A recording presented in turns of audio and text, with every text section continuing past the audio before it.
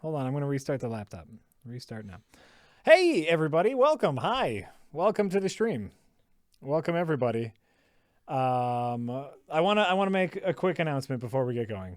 And I'll preface this for when this goes up on YouTube later. This is our first stream since the 2016 United States presidential election. And I would like to say officially that we are not going to talk about politics. I'm sure you guys are getting that everywhere. You're getting a lot of politics talk, and I'm going to say, hey, we're going to be the place we're going to play a video game and talk about other bullshit. We're not going to be the place you go to for politics. Because we've talked about politics a lot lately, because, we couldn't avoid it. Because we couldn't avoid it. There's a lot of, and we'll talk about it again, but not today. And so if you say it in the chat, if you tip us wanting us to discuss politics, it's not going to happen. And that's just that. That's just that. So about that politics. Oh, God damn it.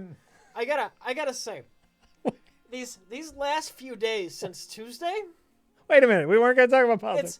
It's been great. What? Yes. Why has it been great? Oh, God. It's just been the best thing because for the last, 3 days, I haven't heard jack shit about the Cubs. That just went away. And I love that. And there you go. That's literally all the extent of our political talk. I look so much bigger than Rich. I'm slightly closer to the camera. But it's fine. Everything's going to be fine. So I have to kind of look back to talk to you, but that's fine. Yeah. Do you want me to, I could scoot this forward maybe. I don't know. It's fine. No, because it's the microphone. Everything's fine. So Figgity Jones bought Quadrilateral Cowboy on our recommendation and loving it so far. All right. That was a neat experience for the first few levels. Yes, and then less so. Yeah, but you know what? Interesting. The tools are there to make a good game. It really is. Yeah. It really is. Yeah. Rich's mic doesn't seem to be working. Doesn't seem to be working? Oh, I wonder if the wrong mic's on. What?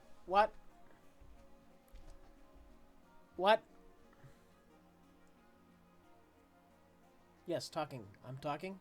What's going on? What's going on? Can you just tap on it? There's a windscreen. I can't really. I don't think you're supposed to tap on these things. I thought that was a no-no. Well, just lightly. Okay. Yeah, they should be hearing you fine now. You were just down a little bit, but.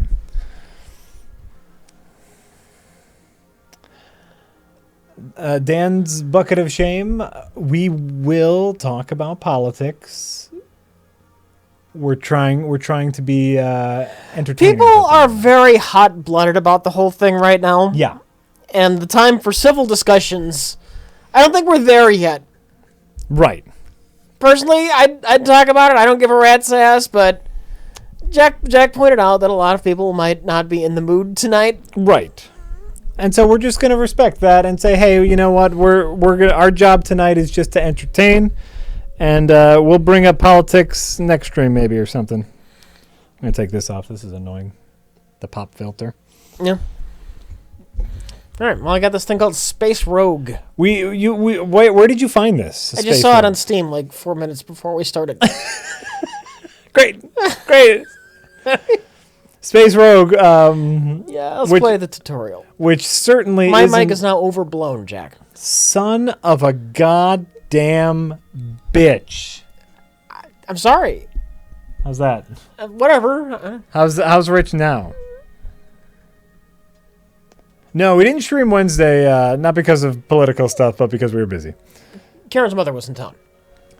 And I made a little joke on Twitter. Yeah. And people did not understand the joke. What was the joke? My joke was, we're not streaming tonight. Rich's uncle passed away and left the deed to his mansion in his will. But first, Rich needs to fill out some paperwork. I get it. Right. I get it. People didn't get this? Not a great By the way, joke. I have an elderly uncle, and I find that highly upsetting. Great. Then I'm glad I could offend you. That's a standard joke. A deed to a mansion given in a will is the setup to spend a spooky night. You had to emphasize old mansion, I The old emphasized abandoned mansion. I emphasized mansion. I said man. He left his mansion and Hasn't been used since the night of the murders. And then I got a bunch of condolences, like serious condolences for your uncle. And I was like, and so I had to tweet again saying, sorry, Rich's uncle really did not die. I'm not saying it was a great joke. I'm just saying it was a joke. That's called a backfire. Oh yeah, spectacularly backfired. So this game is nothing like FTL. An ordinary reconnaissance mission, a piece of cake, even for a newbie, they said. But due to a hyper-jump calculation error, your fragile ship winds up in the middle of a dangerous pirate sector. Ooh. It seems you're going to have to learn how to survive in deep space the hard way. Boom. Continue on. Pirates have no doubt already noticed your appearance here. You'd better get a move on. Fly to the next star system. All right, we'll do that. What are we driving, like a space 1950 Cadillac? Right? That looks like a hot rod, and I'm okay with that, actually. That looks like a space hot rod. Discovered the remains of a trading vessel. Someone clearly ran into some bad luck. Among the wreckage, the scanner detects an untouched container. It seems odd that someone just left it here, but it would be foolish to not take advantage of this opportunity. Take the container. Oh my god, we got some people. Human engineer, level 1, joined your crew. Jax, warrior, level 5, joined your crew. Oh, sure. And tutorial laser. It's a tutorial. Stream tonight, yeah, is more of a makeup because we missed Wednesday. And Well, this certainly looks nothing like FTL. It does look a little fancier than FTL. It looks like fancy FTL, if that helps. You know, FTL made in Unity. The engineer and warrior you saved have joined you and will no doubt prove useful in the very near future. But let's equip your ship with a new weapon first. All right, hit this I don't think we can talk about Doctor Strange. Have you seen Doctor Strange? No, I haven't. Rich and me probably don't care whatever. to. Yeah. I'm sure it's fine. I'll talk. There's one semi-spoilerific thing that I want to gripe about with Doctor Strange, but I'll give it a little more time. It's only been out a week. I'll give it a little more time. What we can talk, there's a lot of stuff to talk about tonight, but let's figure out the game first. We can talk about all this coffee I'm going to drink. Cargo. That's what we're going to talk about. Loner Archon says to Rich, I mentioned that the Bears suck. I apologize. I meant the Cubs, but since the Cubs and Bears share the same animal, I'm sorry for the remark. For what it's worth, I hate the Packers too. Okay. You know what? I just put that together. Bears, Cubs. You did? I've never, I mean, I don't care about sports, so I've never really thought too much about the Bears and Cubs. You know, this is a common theme. What do you mean? In sports towns. Oh god, now I'm drawing a complete blank. It's happened elsewhere. Like the Dolphins and the Mariners? Kind of. Even like the Detroit Lions, Detroit Tigers. Both large cats. And one's a baseball and one's a football? One's baseball, one's a football. Oh, okay. There are other examples. Some of them you don't notice now because the teams have moved. Like, sure. I think there were two different St. Louis Cardinals. There was a Cardinal football team and a Cardinal baseball. You know, the Cardinal baseball team. Mm. But I think the football Cardinals used to play in St. Louis. Oh, okay. It's a fairly common thing where sure. The NFL came along and baseball was popular at the time. Mm. The NFL team just had similar teams, names, and themes. Sure, to raise brand awareness. Okay. The Eagles and the Flyers. One The Atlanta Falcons and Hawks. The Cleveland Indians and the Cleveland Browns. So they're both vaguely racist. One more so than the other.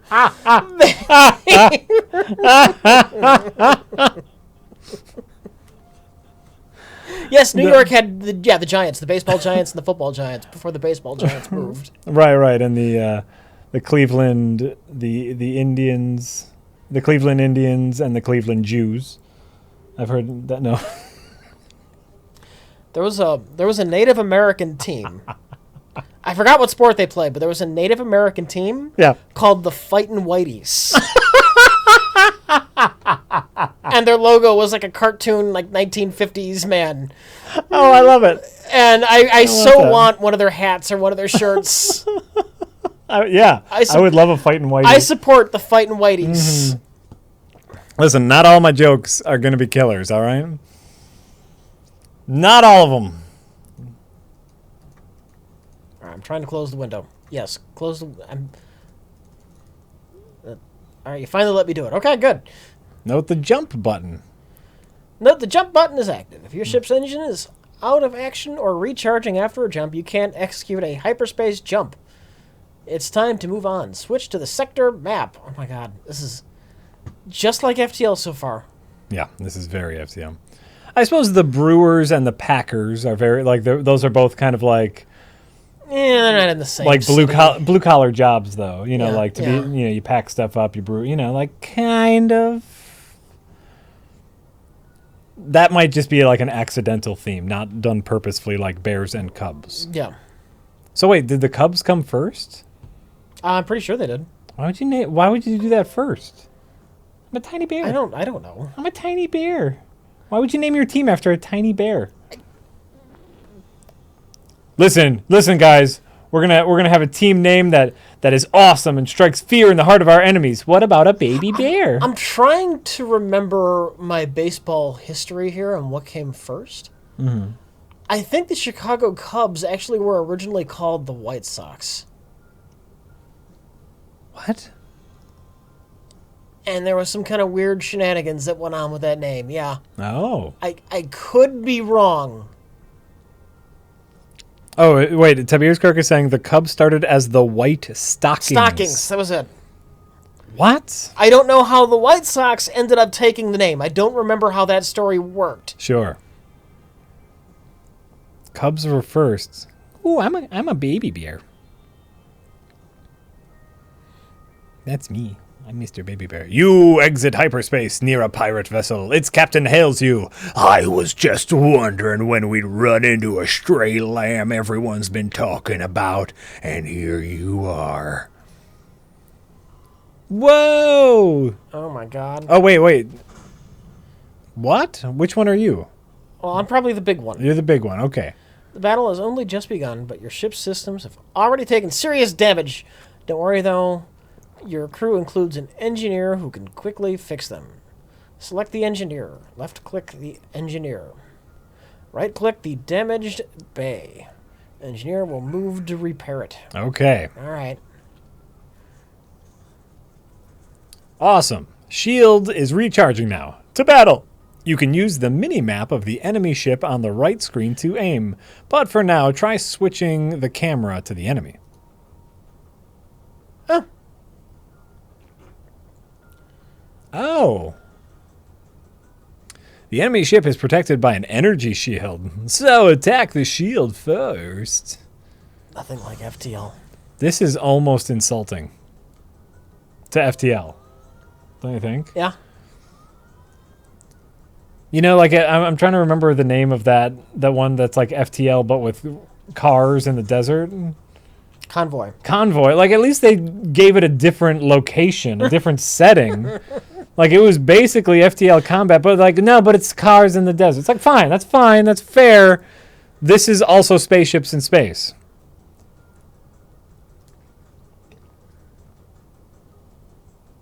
It's FTL made in Unity.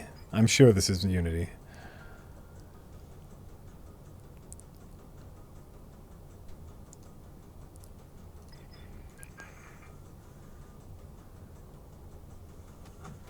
Nope.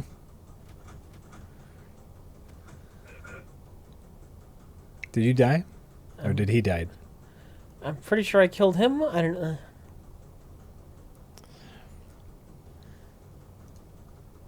Like, I didn't mind the constant references in Convoy. I thought some of that was cute. It just... Nothing... There was nothing engaging about it.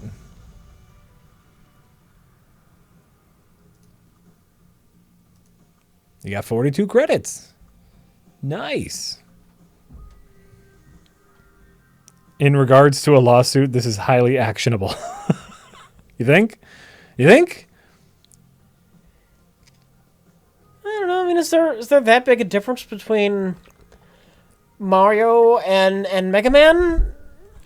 Mega Man shoots. Mario has fireballs. Not all the time. No.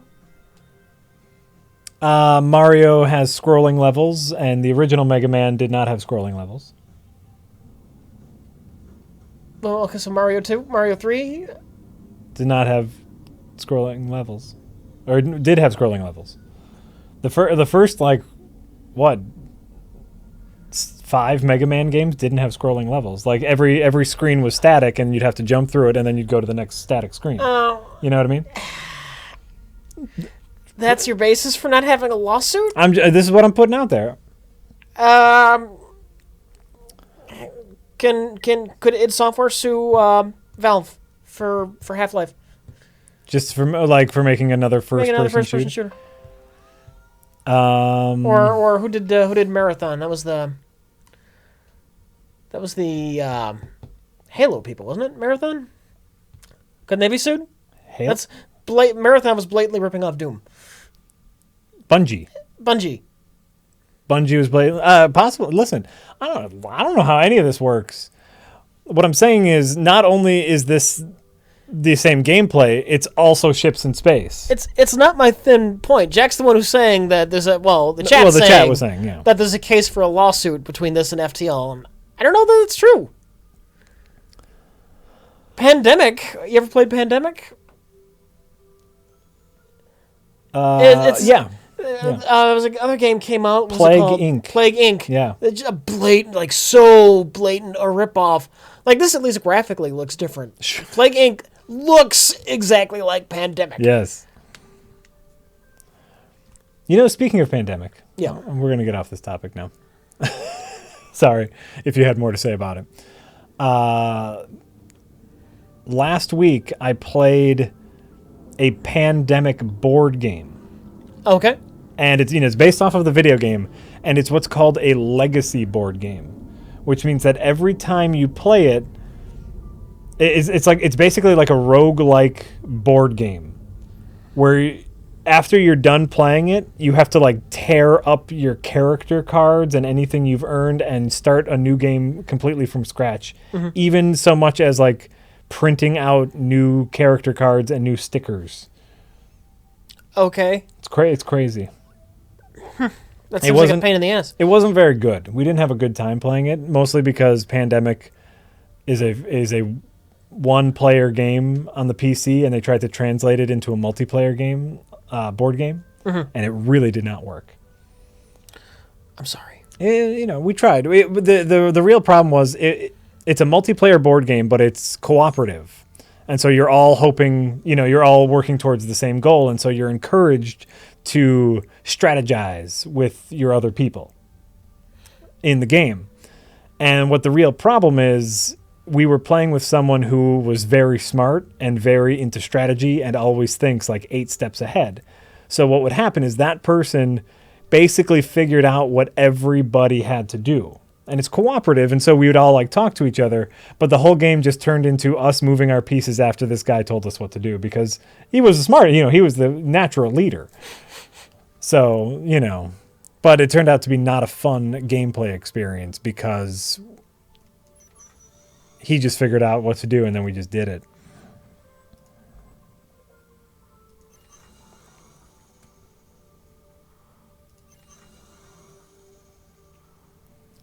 Patents are what makes game mechanics something another game can't steal. BioWare has the dialogue wheel patented, apparently. And someone else has loading screen games patented. Interesting. So BioWare owns the dialogue wheel. Apparently. Interesting. Jack Hoffa, we use OBS, Open Broadcaster.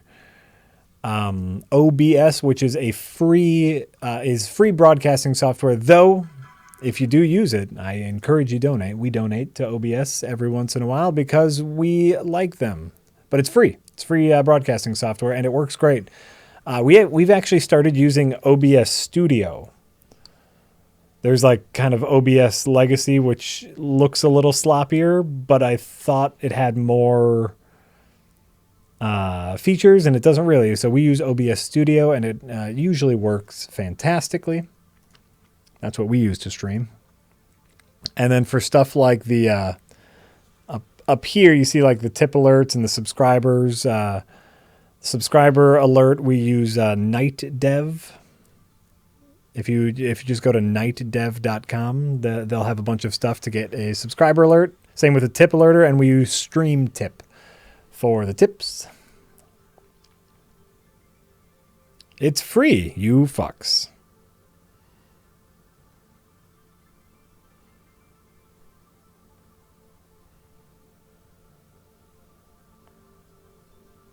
And for, that's right, leftover beefcakes. And for live streams outside, we use a baby stroller.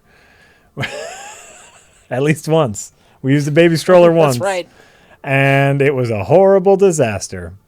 But everyone had fun watching. I had fun. Now that it's getting colder out, we might have to do another one. We might have to do a sled dog Pokemon Go adventure. Well, maybe if Pokemon Go was still a thing. It's kind of dead, isn't it? Yeah, it's slowly dying. Right. It's piddling. Are there rockets? Like, is there ammo for this thing? I want to know. Like, I keep expecting it to be like FTL. I don't know if it's going to be exactly like FTL or not. Are you still in the tutorial? Yeah. Oh, okay. Well then. We've been yakking. Oh yeah. Live in stroller vision. Next, what we would do next time, if we were to stream outside again, Pokemon Going, we figured out a much better way to do it. The only problem is we would need someone here in the studio.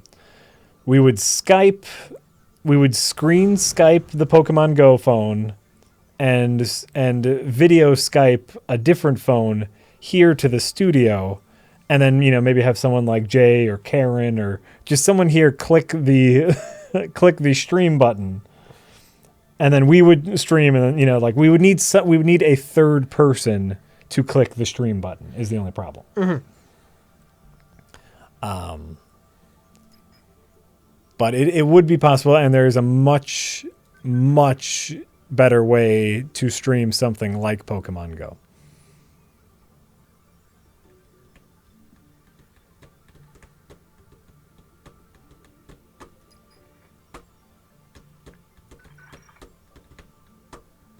And yes, we would have lots and lots of backup batteries. You know, the little like plug-in batteries.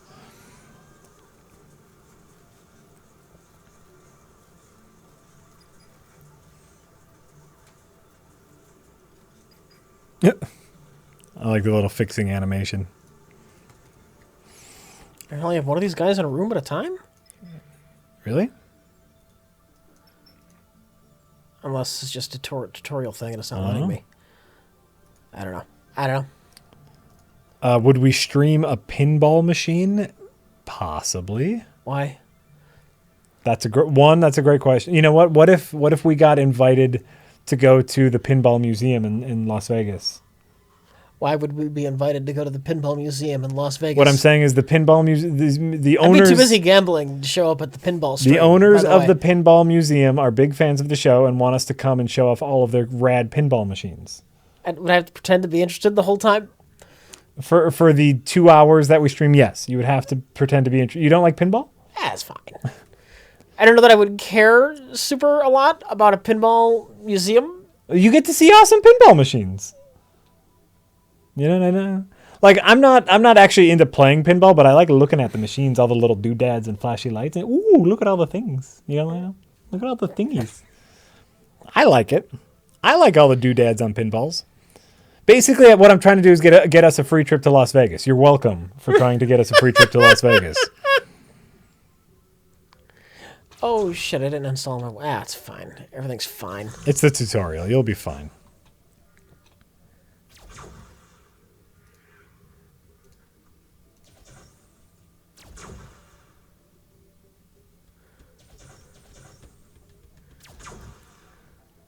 That could be a fun stream. But, I mean, we would need a pinball machine in order to stream us playing pinball. You know what's nice about FTL? It's very clear what's going on. With Yeah. the simple graphic style. Yeah. Agreed.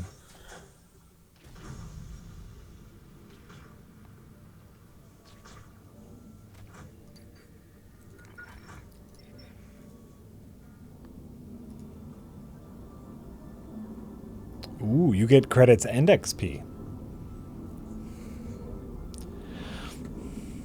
You guys should do a convention. You know what? We have the Midwest's classic game convention here, like in Milwaukee every year. And I've never gone.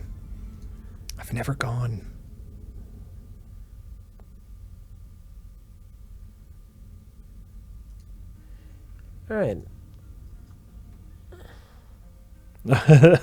Bloodborne is saying, okay, now that breakup animation is just gratuitous. Ooh, that's a cool looking ship. Do you want to play? No, not right now. You get a hang of it, so then when I play, you can tell me what's going on. Unless it's just FTL. Have you played FTL? It's just FTL. So far it seems that way. Like, what does this have for weapons? Drones. It even has drones? Yeah. Oh, yeah. Great. Anonymous says, Jack, I just switched to Windows 10. Undoing all the bullshit presets is going to take a while. Also, have you watched Black Mirror Season 3 yet? I really like the one episode that dared to have hope. I haven't seen it yet. I have not seen it yet. Oh, I don't have this unlocked. Requires level 5. I think you can only do the Monaro at the moment. All right. We'll see if we can unlock another one. I haven't. You know what I've been playing a lot of recently is fucking Rocket League. I've been in a huge Rocket League kick. I was a few weeks ago, and it just kind of ended. Yeah. Yeah. No, and for some what happened is I watched a documentary, and if you want to fill your eyeballs and brains with some goodness for about 40 minutes, there is a documentary about the genesis of Rocket League and how it came to be and the developers and where they started in gaming and their first game, what was it called again? Like super powered awesome rocket cars from space or whatever. Super powered battle cars or something. Yes. Super like megasonic superpowered battle cars. Yeah. Anyway, there's a lovely documentary on the creation of Rocket League and how it got started, and it's fucking it got me so hyped to play Rocket League. Hold on. Does anyone know what documentary I'm talking about? Because I'm about to look it up, but if you guys know already. The elder of a small planetary settlement hails you. We have a problem of Chaxian nature. Oh. We're a neutral planet, but they sent a landing party here. We urgently need a negotiator. Send your people in to negotiate. Attack the Chaxian camp, or no, it's too dangerous. What? Negotiate, attack, or what? Oh, hold on for a second. Before we get into this, it's a documentary by a YouTube channel called No Clip. Okay. Go look it up, everybody who's into Rocket League, which should be everybody because Rocket League is a great game. Super great little like interview with all the devs. What's the documentary called? It's called The Story of Rocket League. Okay, so go to YouTube and look up The Story of Rocket League. The Story of Rocket League by No Clip. No Clip. All right. Yep. Okay, so much like FTL, you have a little choice here. Chat, unlike the other FTL ripoffs you've all told us about, this one actually is an FTL ripoff. Every time you guys say something's an FTL ripoff, it's nothing like FTL. Right. Remember the disaster that was Halicon 6? Oh, wait, this is just an RPG. To be fair, I didn't play that much. I saw what the combat was like, and I'm like, this is people on either side taking turns whacking at each other. This looks too much like JRPG combat. I'm not taking a chance. But here, there's like a diplomacy option. What do you want to do? I'm going to attack the camp. Ooh, they generously reward you for your service. Nice. All right. Nice. Violence pays. Is what I'm saying. Yep.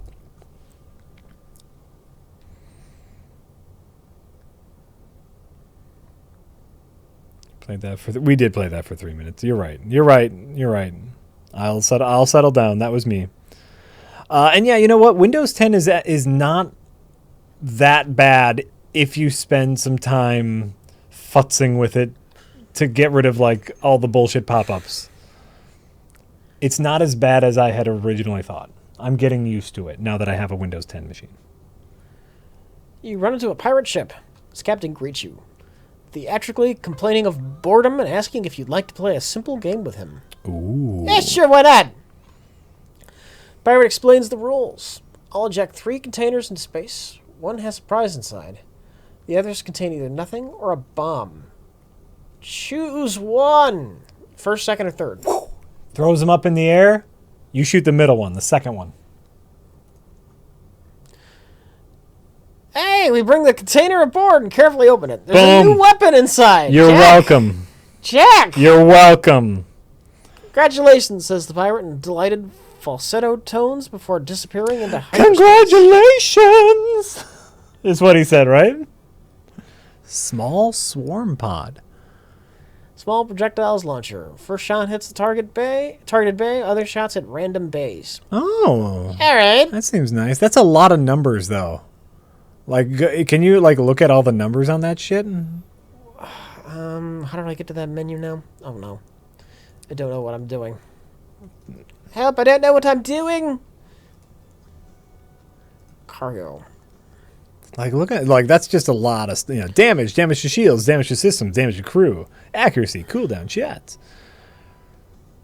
So does it use missiles too? That's a rocket.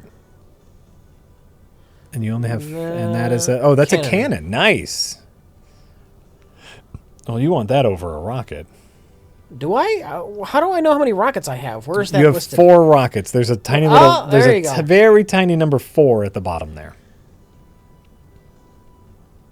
The pod launcher is clearly a flat cannon. I agree. Too much nuke. Wait, shots in clip 4. Reload 4. Okay.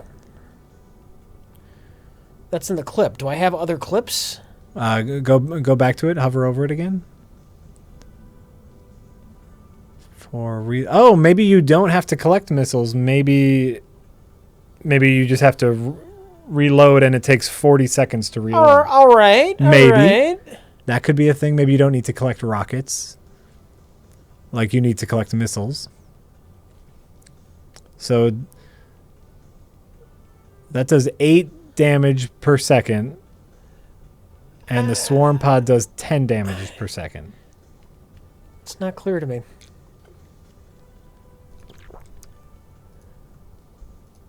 Oh, they're saying no ammo, unlimited. Unlimited. So it's like a dumber FTL. Maybe. It's one less resource to worry about, but yeah, maybe. Like, I guess I don't really want this. The swarm pod? It does more damage than your laser. It has a 10-second cooldown. Well, just hold on to it. All right. I have no idea what the fuck is going on. Gino Suave, no, this is not FTL for tablets. Do you know what FTL for tablets is? Motherfucking FTL. I have FTL on my iPad, and it's great. It's a great travel game. FTL is already on tablets, and it's great.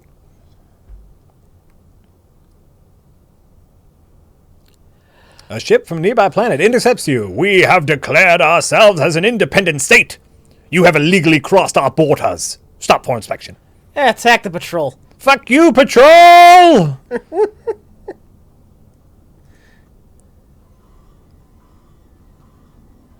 Starts paused. So, Boom. Let's grab him right in the pussy.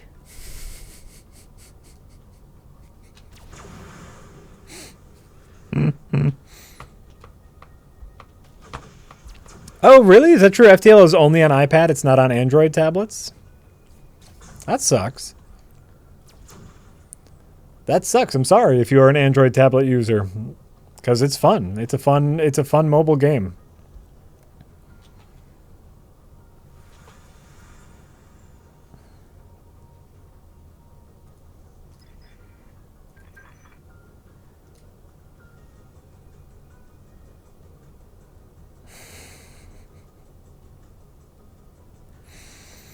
Master Chief, we are not talking any sort of politics tonight. Let's see here. Oh, sorry. TC Brady 133 says, "Hey, fuckos! Any news on Project Hornet? And any news on RLM videos that can be said? How has your week been?" No further updates on Project Hornet. We're moving, but it's going to be a slow process, but we're still moving forward.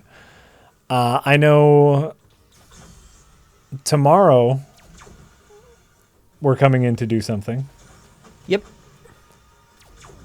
Probably shouldn't say because, but tomorrow we're going to be here shooting a little something.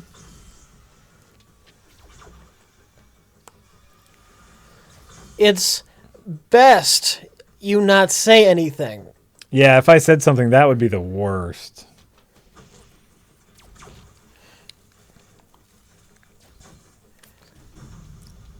Also, not giving anything away, but when we started the stream, our microphones weren't working, almost as if they were set up for something else before we started streaming, which is very strange, don't you think?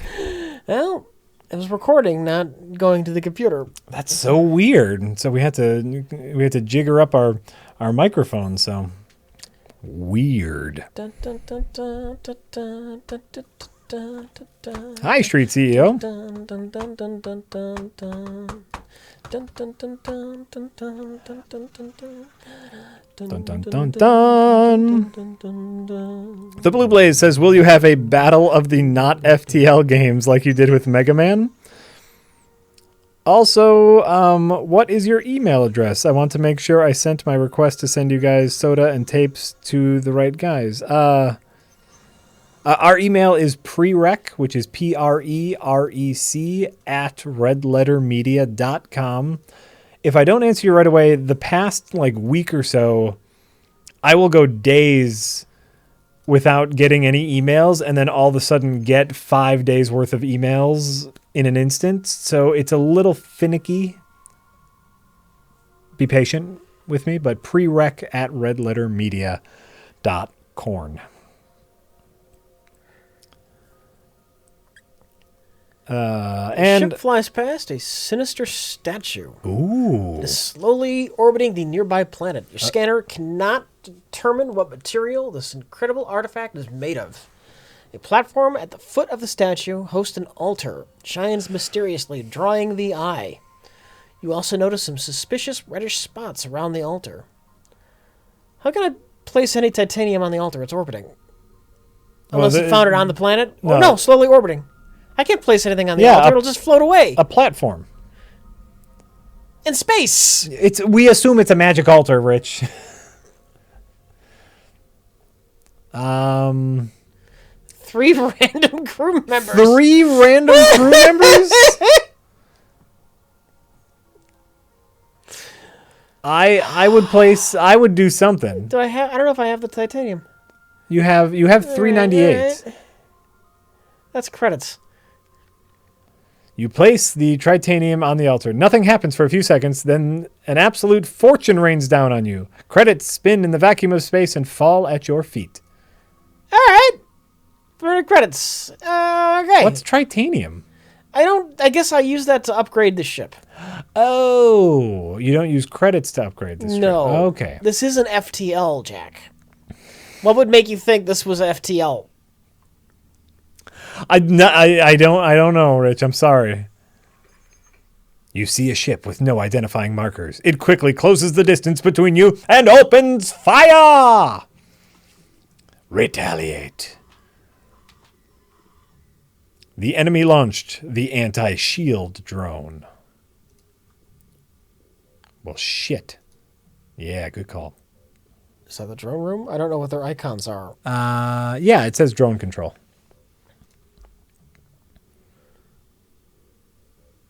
Dr. Kildacat, absolutely. Dr. Kildacat says, I just watched Kubo and the Two Strings, a bit predictable, but great animation and neat string-based music. Fuck yeah. I mean, you will know what is going to happen in the story just the minute you start watching it, but it's still a fun movie. I recommend Kubo. I don't understand how the shields work in this game. What do you mean? What gets through the shields? How do they recharge? FTL's visual style is like you understand just by looking at the icons how everything works. I agree. It's a lot more simpler. I believe if you see the blue bar, Yeah. I believe that's your shield bar. Is that recharging slowly? Does It does. It does does recharge. everything get through that? I don't understand. know. I don't understand. I also do not know. Like, is that burning my room? Is the system going to break eventually? Very possible. It's quite possible.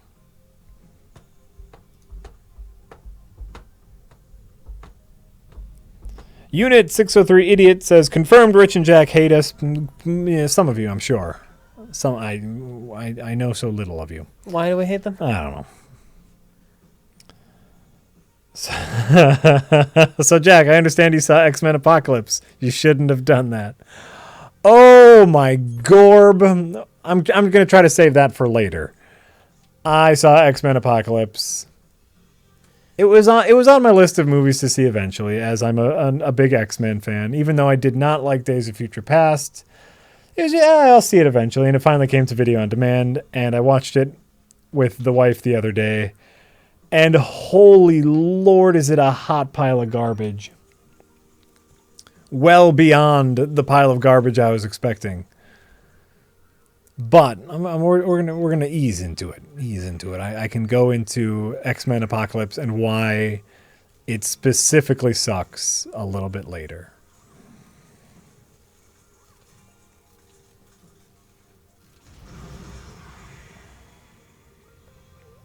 Oxygen 93. How do I get more oxygen? Is there an oxygen room? How does oxygen work in this? It's a great question. Is there an oxygen room? You have weapons, piloting. That's drone, shields, health. What's that one? Teleport? Drones. Captain Computer. It'd be great if you could read what it said and not have your icon there.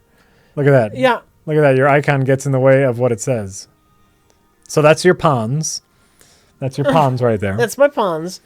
That's my computer. That's your computer.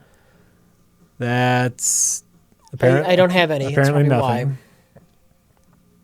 That's your Blood. Sure. Ein. Oh, your Ein, great. And your my port. port. Oh, port. I didn't know you had a port in this game. I have a port. That's great. You need to oxygenate your hull space, Rich. How do I oxygen? What are these guys doing? What are they doing? Are they helping? Do you need to set them to help? They're repairing.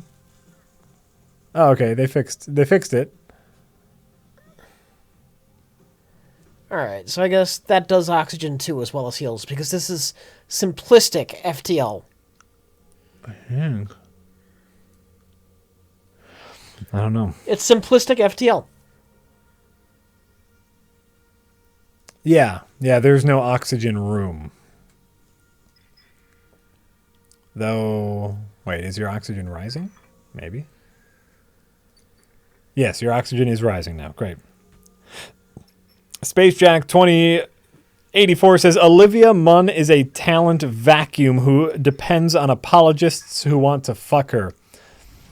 Olivia Munn, what happened? Oh, we're in some kind of radiation type zone. Olivia Munn as Psylocke. Which, that's something FTL makes very obvious what's going on. Like big warning Warning stuff. sign, you see a picture of the sun. Oh, a flash happens and then stuff catches on fire. This is actually making me appreciate FTL more. Oh, how nice. How lovely. Not that this is terrible, Yeah. but it's very smart, the FTL design. It's just stuff you don't even notice at the time. Mm-hmm. It's visually, I understand what's going on. You just look at that game and I get it. Yeah, it's very natural. Yeah, so once that's fixed, you better get out of I'm Dodge. just getting out now. Yeah. So yeah, Olivia Munn is terrible. She's a terrible actress. Her as Psylocke in general. Here's the one thing about X-Men Apocalypse. I want you to visualize something. Sure. You saw like, do you remember the previews at all? Do you remember what she looked like? You know how much I give a shit about the X-Men? 0%. Great. Here's the visual that I want everyone to know that completely sums up what's wrong with the movie. There is a scene in which Olivia Munn, in her purple, skimpy Psylocke leotard, is fucking hanging out in Auschwitz.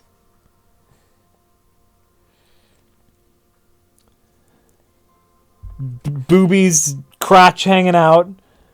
Fucking Apocalypse is there looking like a Mighty Morphin Power Rangers villain, and they're just standing around in Auschwitz. All right.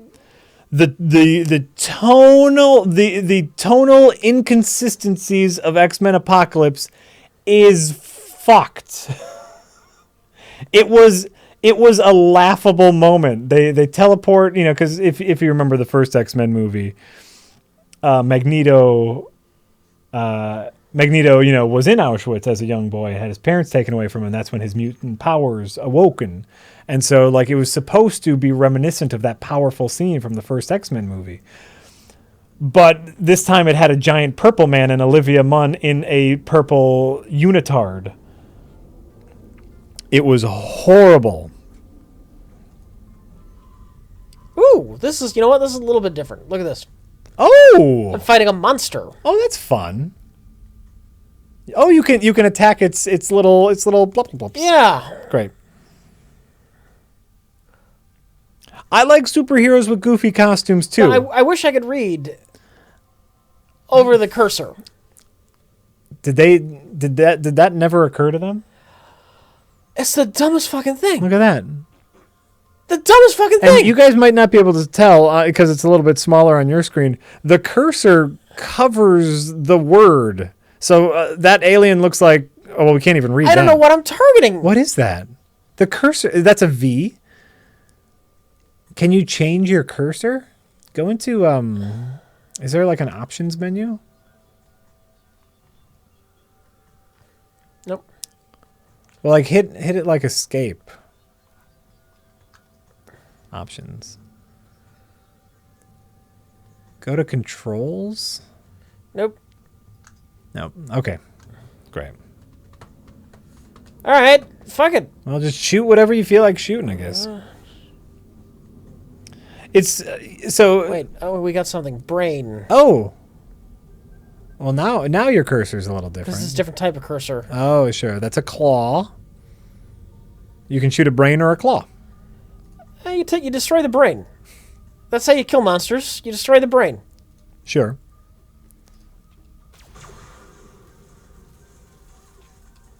So, like, I am perfectly okay with goofy superhero costumes. In fact, I liked all of their costumes. Like, they were all colorful. They were interesting. It was very comic booky. But then they tried to, like, be a serious movie with serious themes and incorporate that with the goofy costumes, and that's where it didn't work. Like, if it was just kind of like a lighter, like a Marvel movie, and like it didn't have these like themes of deaths in the families and fucking concentration camps, then a lot more could be forgiven. But they tried to go deep.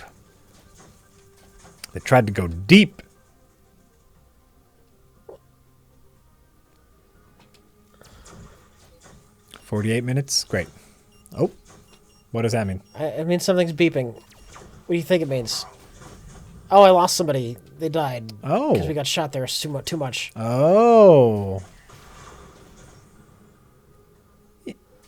But your shields are at full, but it's getting through? Yeah, understanding this whole shield situation would sure be helpful.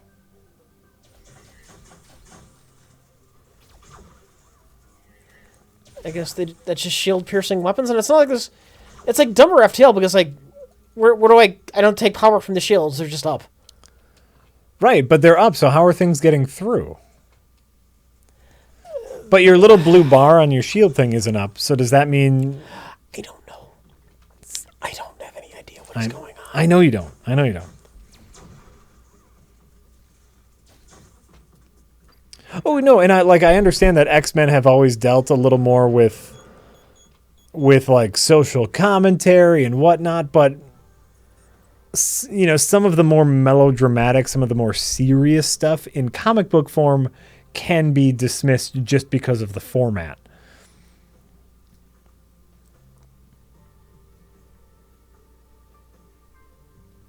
This sounds like pornography music.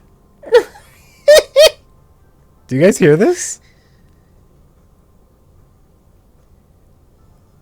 Hey, I saw you staring at me from across the way. Why don't you come back to my place tonight?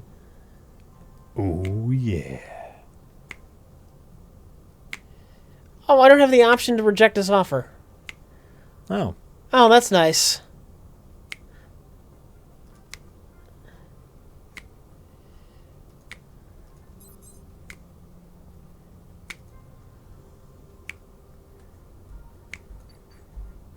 No, I ate donuts. That scene in the woods with Magneto was not good. And I've heard that before. So in the movie, Magneto, in X-Men Apocalypse, Magneto, you know, if you remember Days of Future Past, which no one does because Days of Future Past sucked too, Magneto almost killed the president or something and was stopped by Mystique. Sure, sure. So Magneto is now in Poland, living a normal life under an assumed identity. He has a wife and a child. And the first scene with his wife and child, they are so happy and they are so in love, and he's singing songs to his child before she goes to bed. And can you imagine what happens? Can you even think about what's going to happen in this situation? Before you know anything else about the movie, Magneto the villain is happy with a wife and child. What could possibly happen? I'm sorry, Jack. What? I'm sorry the movie raped you. So spoiler alert for X-Men Apocalypse, his wife and child get killed accidentally by police officers who were there to arrest Magneto. In a scene that everybody saw coming from a mile away. The song that he might have has been singing to his daughter, it might as well have been like, "Oh, I sure like that you're alive, and that's real great.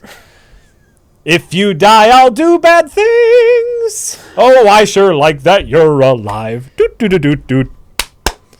God damn it, that sucks so much. And so the cops know it's Magneto. And so they don't bring any metal. They bring like a toy-looking bow and arrow. Yeah. It honestly looks like a bow and arrow. And one arrow goes through both the daughter and the mother simultaneously. And it looks goofy. And you know it's coming already, so you can't take it seriously. I'm very sorry. It's just... I am very, very sorry. I wouldn't get so worked up about it, but people keep defending it.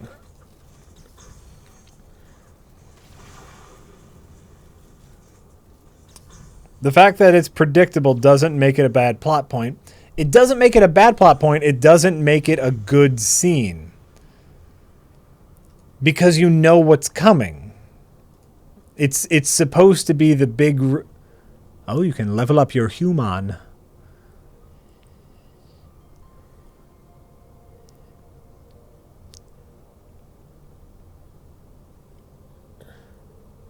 Give him 21 more health, 2 more damage, or plus 1.2 repair. Sure, that's... You can level up your korkba.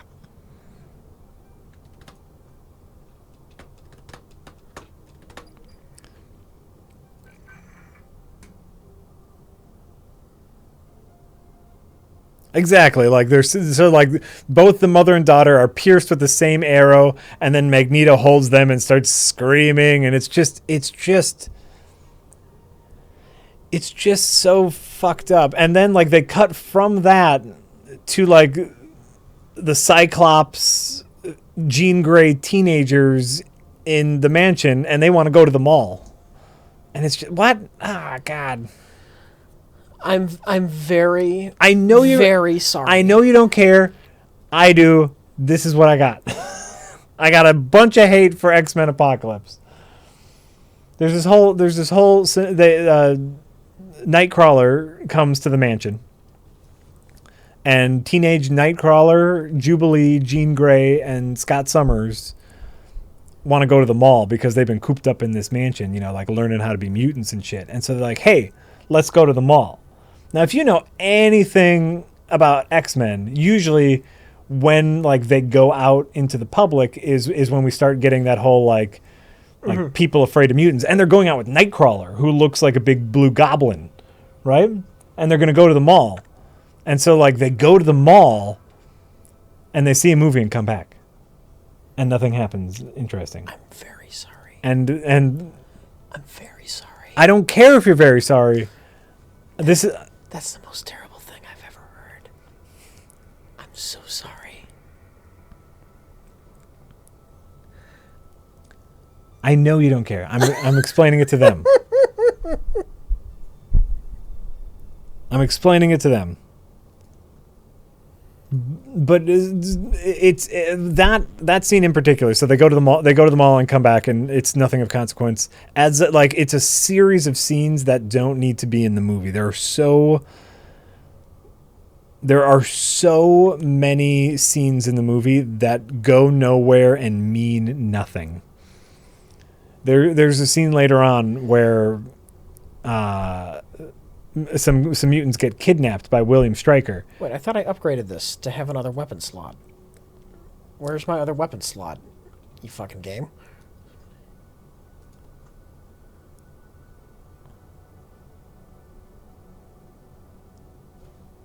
Oh. Wait, you have something in there right now. What's that third one? Cartridge? This game does not make anything obvious with the interface. I'll tell you that.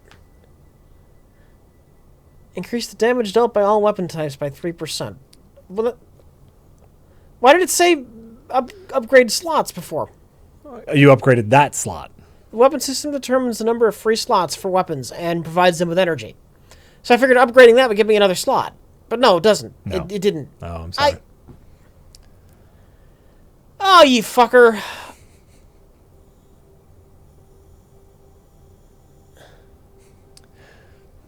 So in any case, back to X-Men Apocalypse. There's this scene where some mutants get kidnapped by a young William Stryker, and Jean uses her psychic power to make her, Scott, and Nightcrawler invisible. Nice double flack. I guess? I don't know. And they sneak on to a helicopter that's with all the kidnapped mutants, and they're going to try to free them.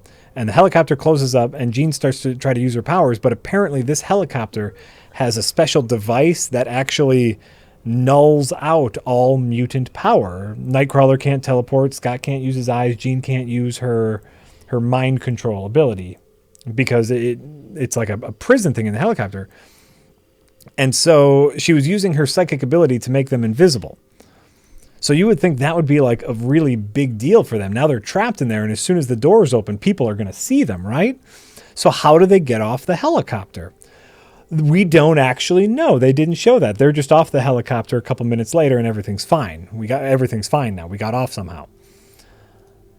Yeah. It's just another scene that doesn't make any sense. Yeah.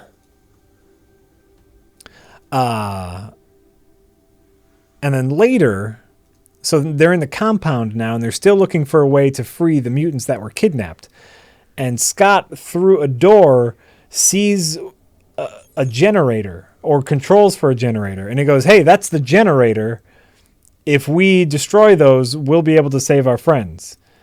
Scott plays a high school kid in this, by the way.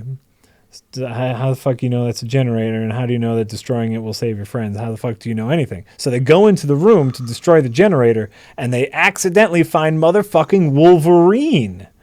And so they let Wolverine out, and he creates a distraction, and then they follow Wolverine, completely forgetting about the generator that they went in there to get in the first place. What is this? Digging for treasure? Mining. Which, that was terrible, I guess.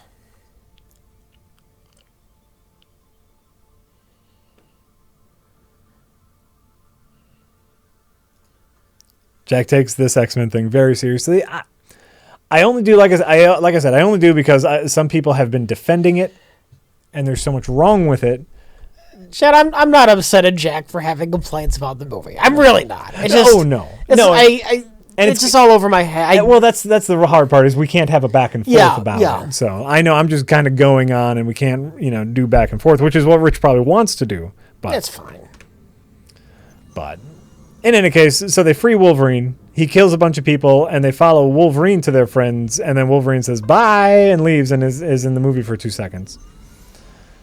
And just like in general, there's all these like action sequences, and Bryan Singer doesn't know how to direct action. He doesn't know how to direct action that's not Wolverine walking down a hallway and slashing people's throats. Every other big action piece involves someone floating in the air and going like this. And then a bunch of CG shit happens around him. And it's just a person on wires going like this. Whether that's Professor Xavier going like this, or Magneto going like this, or Storm going like this, or Apocalypse going like this to protect himself from all the other people who are going like this. That's every action scene in the movie is someone on wires going like this. And it gets old fucking fast. Space tuning. Yeah, I'm still talking about X-Men. You know what? I'm still talking about X-Men because that's what I got to talk about, and it's been out long enough where we're past spoiler moratorium or whatever.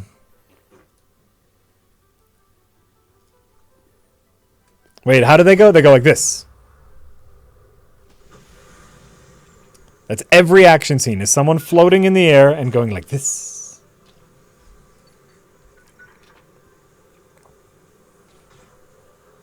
Terrible. It's terrible.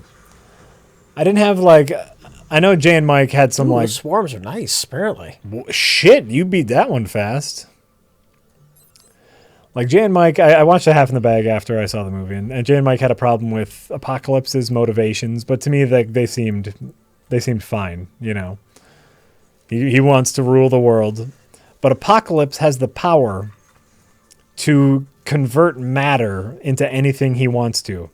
And so there's this big scene where he takes an entire Egyptian village, like a city, skyscrapers and cars and shit, but he goes like this, and he turns it all into a giant pyramid. He just converts an entire city into a giant pyramid. He is a powerful fucking dude. Yeah. And he wants to take over the world. But he doesn't. He just sits there. He just does that one town. He could go anywhere and literally just do that. But he doesn't. He just waits for the guys to come. He doesn't do anything. A village with it has buildings, not skyscrapers. Sorry, skyscrapers was an exaggeration. It has buildings that are over 5-6 stories.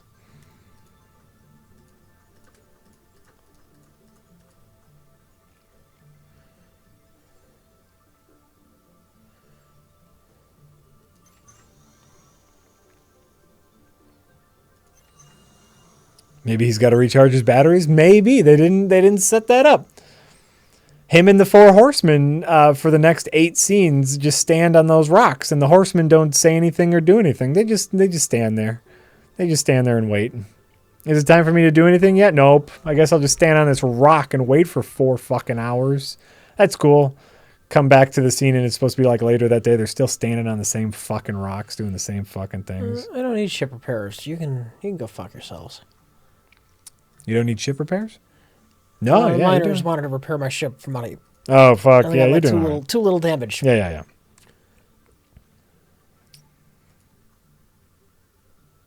So what does this game do? Does this game do anything better than FTL? No, it just does things simpler. Okay.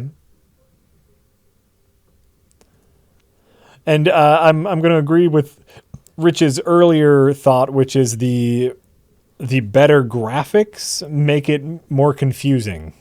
At least for me to look at. They're flashier. It's just not as well designed.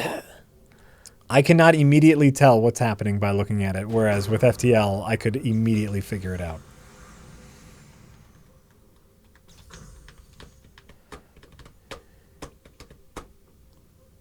I'm kind of enjoying Jack's diatribe. Yeah, you know, there's a lot. Like there's just and it's fresh in my mind. I just saw it.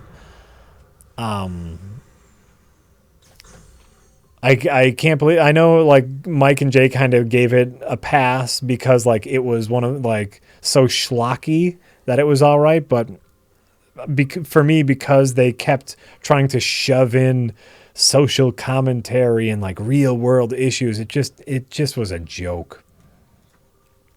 It was just a joke. Also, as a nerd, one of the opening fight scenes is Nightcrawler fighting Angel. And for anyone who doesn't know who Angel is, he's a guy with angel wings. Whoa, okay, well that's not good. Did you die? Oh, I thought I teleported my guys. If it looks like they're still here. Oh. Did they teleport back automatic? Nope, they're dead. Oh, no, they're not. Fine. Okay. Oh, great. Maybe they teleport back automatically? There's a guy on my ship.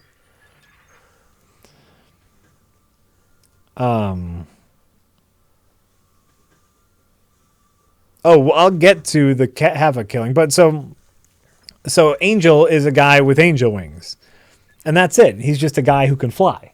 Mm-hmm. He has big old wings, and he's fighting Nightcrawler, who has enhanced speed, flexibility, and teleportation. This is a no fucking brain fight.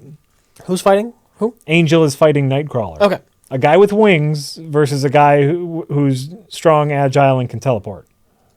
Okay. Nightcrawler wins. Can he like teleport like straight up in the air? Could he like teleport on top of Angel as he's flying? Absolutely. Because flight's a pretty big advantage. They were in a cage. Okay. It was a cage fight. Oh, that's that completely loses. Nullifies your flight. But apparently he's able to punch with his wings in this movie, and so that's how he was kicking Nightcrawler's ass. That's how he was kicking Nightcrawler's ass. And Bryan Singer, and once again, Bryan Singer in action sequences, it's a mutant fight between a guy with wings and Nightcrawler. It should be a little exciting, but Angel's just kind of floating in the air on his wires, and he goes like this. And it's boring as shit. And it's boring as shit. Why can't Nightcrawler teleport out of the cage? That's a great question. That's a great question. Who knows? Who knows? Because the movie said so. Nightcrawler's thing is line of sight or any place he knows. Like Nightcrawler can teleport a fairly large distance, but if he teleports into a wall, he gets displaced, not the wall, so that would kill him. Mm-hmm. And so usually, like, you know, at least in the comics, if he were teleporting, say, into a building, he usually has to memorize the schematic first. You know, like, okay, I know where all the walls are, and they do like a sweep to see if there's any people in there, because obviously if he teleports into a person, he still dies. He gets displaced.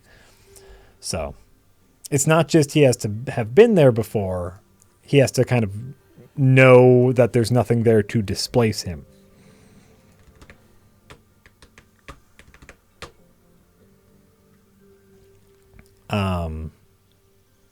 Is there any... Can I just jump around here forever? This is like FTL for babies. It doesn't. Where's the clock? It doesn't cost you any fuel to jump. Do I have... I don't even see a thing that says fuel. Like, what's this? What's that?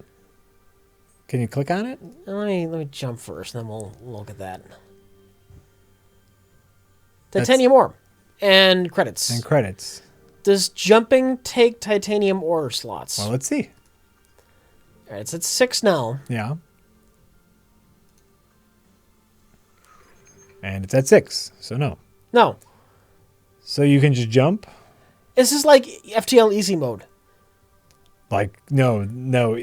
This is FTL baby mode. Like, easy mode means you just get slightly more fuel. Like, Interesting. Oh yeah, no, I wasn't meaning like easy on FTL. Easy on FTL is harder than this so far. Easy FTL is harder than this. Yes.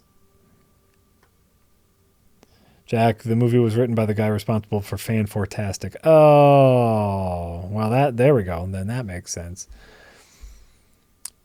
So that, there's a lot to unpack here, and so in X-Men First Class, we're hanging out with Havoc. Havoc is in X-Men First Class, and he's in the comics he's Scott's younger brother, but here he's Scott's older brother. What's his name? Who cares what his name is? Clark Summers shows up again, gets his brother into the school, passes off the torch. And the school gets attacked, or Apocalypse comes to the school and detonates a bomb, and Havoc was too close to the bomb. And so Apocalypse steals Professor Xavier, and Havoc dies. Havoc blows up. He was too close to the blast. In what should be like a real dramatic scene. It should be the end of Act 2 low point for all of our heroes. But when the school starts to blow up and we realize the professor's been kidnapped and Havoc is dead, the Eurythmics' Sweet Dreams starts playing, and we get a swear to God slapstick comedy scene with Quicksilver, who runs around the mansion and saves everybody to the beat of the Eurythmics' Sweet Dreams. In which it's straight up slapstick comedy right after a character we know gets kidnapped and another character we know dies. Very sorry. And Quicksilver is there for no particular reason. He just he happens to show up at that point.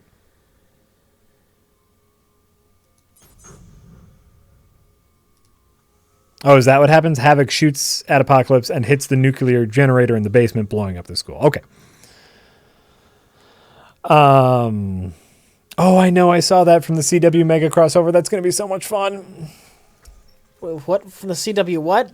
I'll talk about that in a second. I'm so confused. No, the Quicksilver scene was amazing.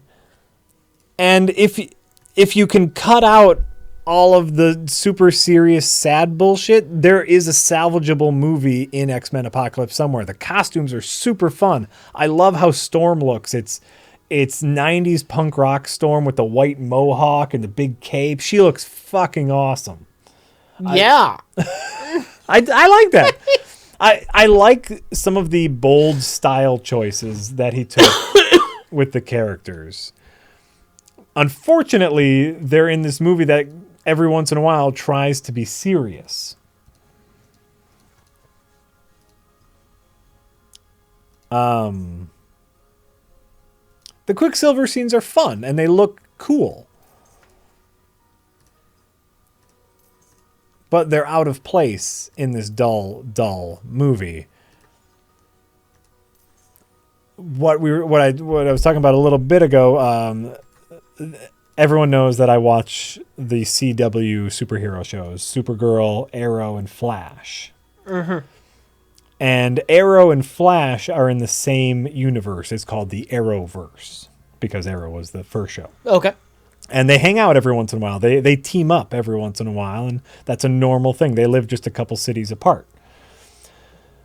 When Supergirl was still on CBS, the Flash from CW came to visit her in just a one-off episode. He was he can run so fast he can run through dimensions, and ended up in the Supergirl dimension, and hung out with her for one episode, and that was it. She didn't come to the CW at all. Yeah. So then when Supergirl moved from CBS to the CW, everyone assumed that she would be part of the Arrowverse, but so far she is not. Except Entertainment Weekly just had pictures. There is a massive crossover event with Supergirl, Arrow, Flash, and the Legends of Tomorrow, in which a story arc will unfold in 4 episodes, 1 in each show.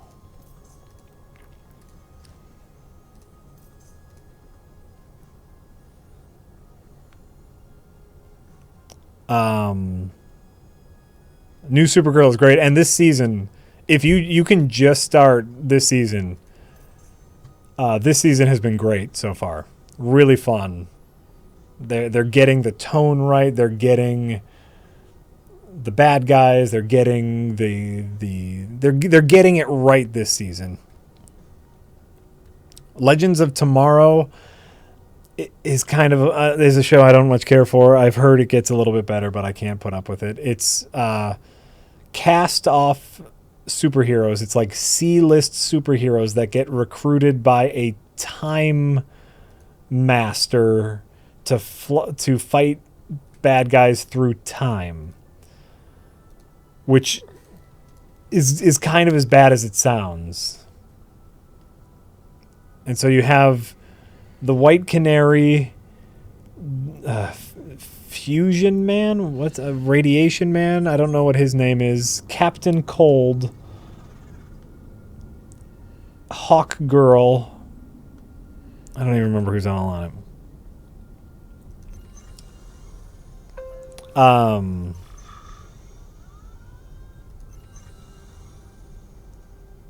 Rory the Time Master, exactly.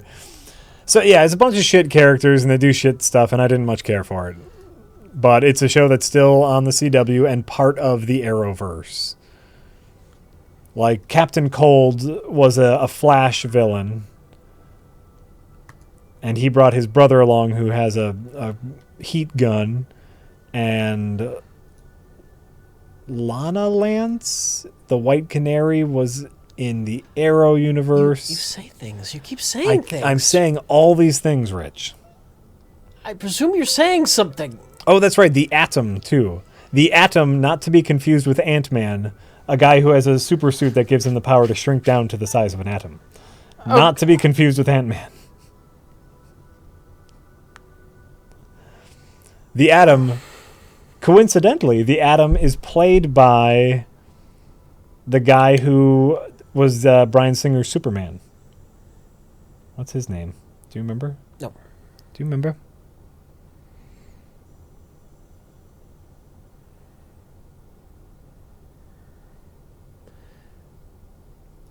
What is his name? He's Iron Man plus Ant-Man. Yeah, but in any case. His name's Dave. That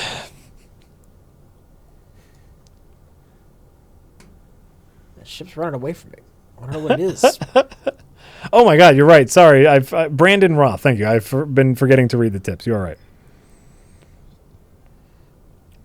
Let's see here.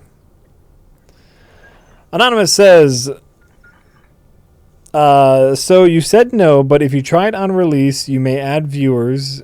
If you gave Final Fantasy a go, Rich think he know like it, but he don't know diddly. Also, Rich, FF Tactics is positioning and challenging. Wait, and not like who, the what, and the what? I don't know. I think it's about Final Fantasy.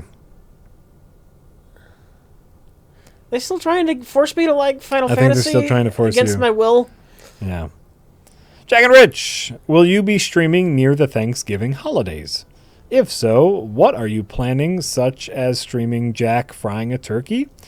Rich, talk about things he is right about or other topics. Okay, so since when do we have an Asian stream? It's like no one who's watching can speak English. This is a lot of broken English. We'll probably stream near Thanksgiving. I'm actually not deep frying a turkey this year. We're talking about going out to eat on Thanksgiving. Because for week 5 now, our refrigerator is still broken. So we're living out of a very tiny mini fridge, so we can't store any ingredients for Thanksgiving. And so we're talking about shucking tradition and like going out to eat for Thanksgiving dinner, if there's any place that's open. But probably the Wednesday before we might, unless you go somewhere. I don't know. I don't have any concrete plans. Playing it by ear. In my head. Playing it by ear. Yeah, I don't know yet. Okay, yeah. don't know yet. We're going to play it by ear. Let's see here. Unit 603, it says, Jake, I don't think you actually hate us. This is just a bad FTL ripoff. Here, have enough money for Zach McCracken and the Alien Mindbenders. It's on sale on GOG. LOL, gobble my turkey. Thank you, Unit 603. Jack. Oh, we've got a Harambe situation here. What? You receive a distress signal for Space Zoo that keeps exotic animals. Their onboard life system has failed. Life support system. Time is running out. Evacuate the personnel or save the animals. I mean, you have to evacuate the personnel. It is Harambe's destiny to die. Yes, that is the correct call. Is it? I mean, there's got to be something you get for saving the animals. I'm assuming if you save the animals, you can like sell them, or they will reward you with money. I've got people on my ship. Oh, well then save the animals, because then you could probably get money. Yeah. Generous reward. 61 credits. That's something. That's fine. That's fine. It's something. It sure is something. It's better than nothing. It sure was something.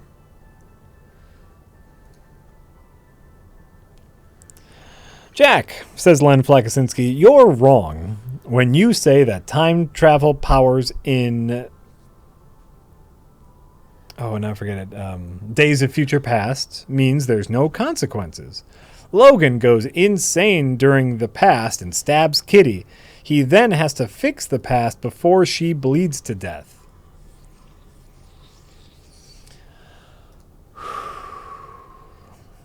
So,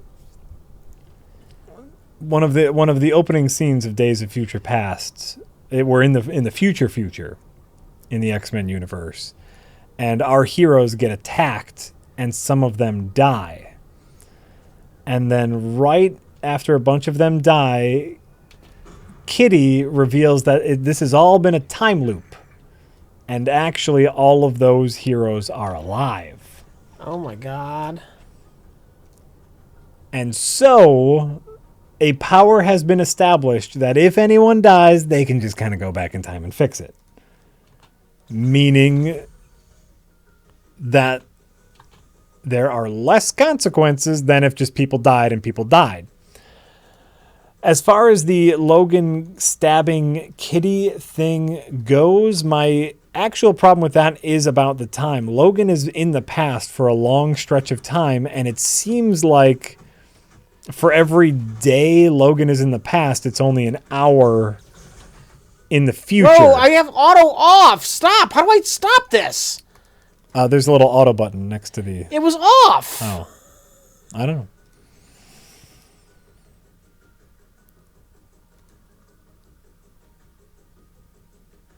But in any case, yeah, that's what it means. It means there are less consequences in the universe because we know time travel is a thing that exists.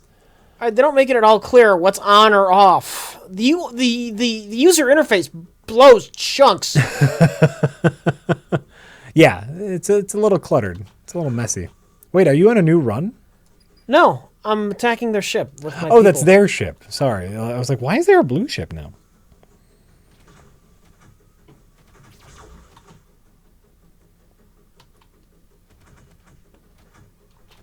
Jack combats my point by bringing up a different... Well, no, I just disagree with you.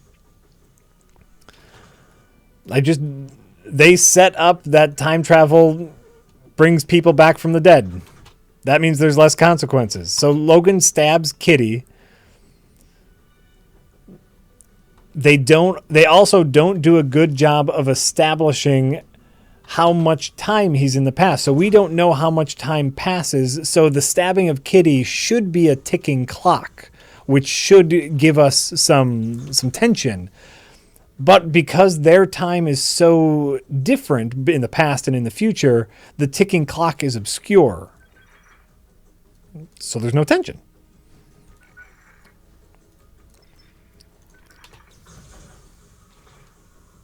Hey, Jack and Rich, says Bill Lacka. I've been in a coma since your last Sunday stream. I'm sorry? A coma? Are you Oh, kidding? I get what he's doing. Oh. And just woke up this to this Wednesday stream. It is Wednesday, right? I feel so refreshed. Anything new I should know about? Did you see the new Luc Besson trailer? No. New Luc Besson movie? Oh God, what's it called?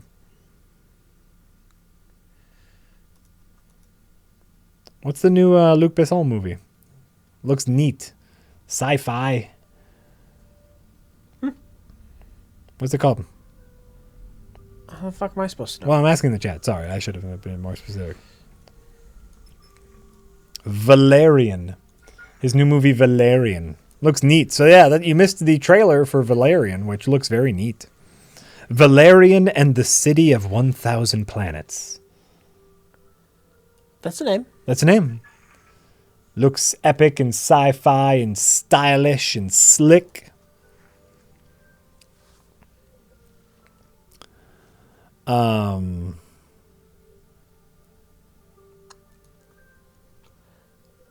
Yes, Rich knows that Leonard Cohen has passed away. Yeah, it's sad.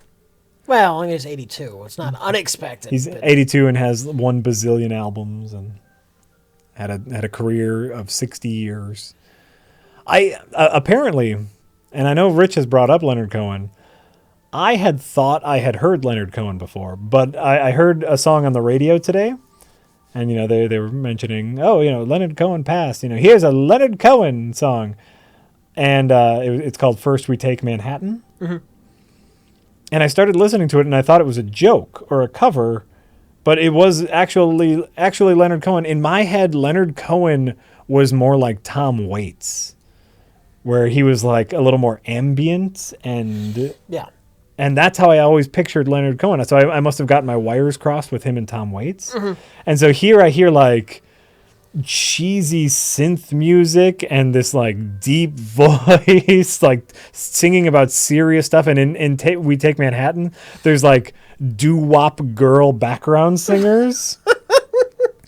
And it's all over the place stylistically. I like it, but it's kind of a mess. Go to YouTube. Yeah. Look up Leonard Cohen's The Future. That was on the soundtrack for Natural Born Killers. That's a great song. Mm-hmm. Look up Leonard Cohen's Everybody Knows, which I'm quite fond of. Mm-hmm. Darkness. Darkness? Darkness. I got the darkness drinking from your cup. Hallelujah. Hallelujah. Whatever.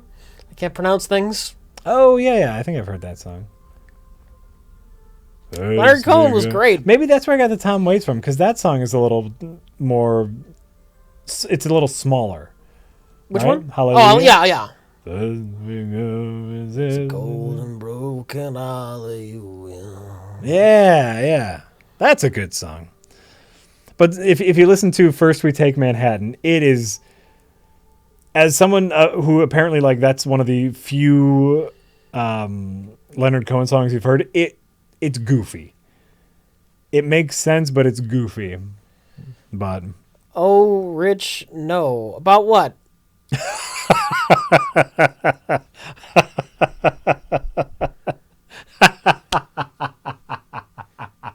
Just in general.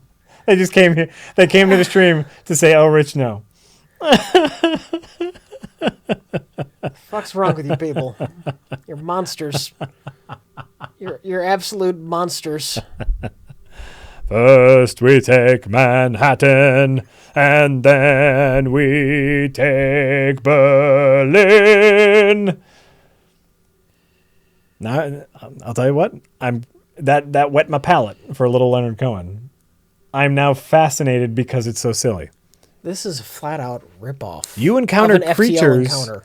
Who look like giant cats walking on their hind legs. They are clearly intelligent and Try to communicate with them or capture a few of them alive. That's exactly one of the FTL encounters. My eyebrow is raised heavily. Wow. So how about that lawsuit? Is it getting a little closer? It's getting a little closer, yes. Well, how far do you have to go in a game? be sued. That's the question. We have the same mechanics, we have the exact same setting, and now we're getting the same dialogue. How far do you have to go?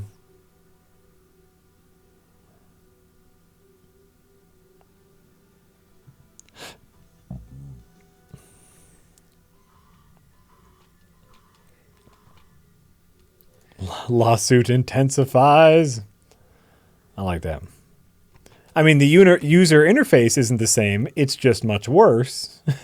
And so perhaps their incompetence will save them from a lawsuit. Well, this user interface is completely different. I can't do a thing in this game. Shit. I don't think you can copyright gameplay. Probably not. Probably not. Scuba Steve, 1795. What about air? When he teleports, he's not displacing nothing. He's displacing the air that was there before, so that doesn't make sense. Oh, sorry. Oh, that always gets ignored. Well, in science fiction and whatever. That always gets ignored. Air 1 always gets ignored in science fiction, and I believe the canon explanation for Nightcrawler is he can displace things that he is more dense than. So because a body is denser than air, he can displace that. I wonder about water. I wonder if there's ever been any talk about him teleporting into water. Fart? I don't know. Probably fart. But I believe the canon explanation is as long as he is denser than the object, but something like a wall or a rock or another person, he would then be displaced. That's what I believe, but also it's a comic book, so the rules, they can be rewritten. Boarding seems really hard in this. Is this them boarding you or you boarding them? Me boarding them. Oh. Seems very hard to pull off. Okay. Do you get a greater reward, have you noticed? I haven't never been able to pull it off. Oh, so okay. I don't know. Shit. Every time Nightcrawler teleports, there is an explosion. There's a little bamf. There's a little bamf of him displacing the air around him. Actually, and it's not really an explosion. That is a bit of the underworld coming into our universe because Nightcrawler is actually the son of Azazel, a demon who... So he's not a mutant? He is a mutant. Azazel is a mutant demon as well. It's one of those a mutant demon. It's one of those comic book things. He's a demon, like Apocalypse is a god. He's the first mutant. I don't understand you people. He's a demon, but he was a mutant first. He's an old mutant. Fine, going this way. Through a hell dimension, yes. That's why. A hell dimension. It's the underworld, and so that's whenever he teleports, there is a strong smell of sulfur.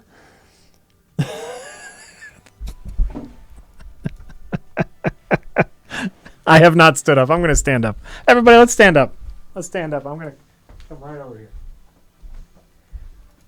Stand up and stretch out.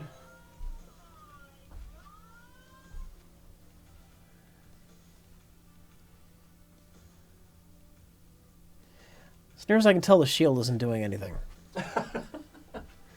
Do I want to increase the engine by 5 or the shield by 15? I mean, if the shield's not doing anything.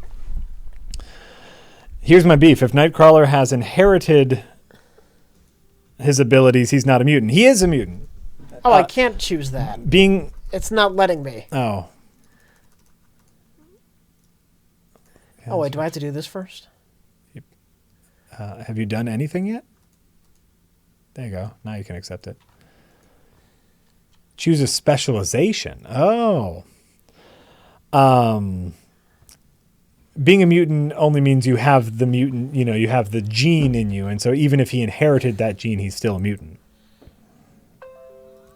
Spoiler alert, I didn't stand up. I did.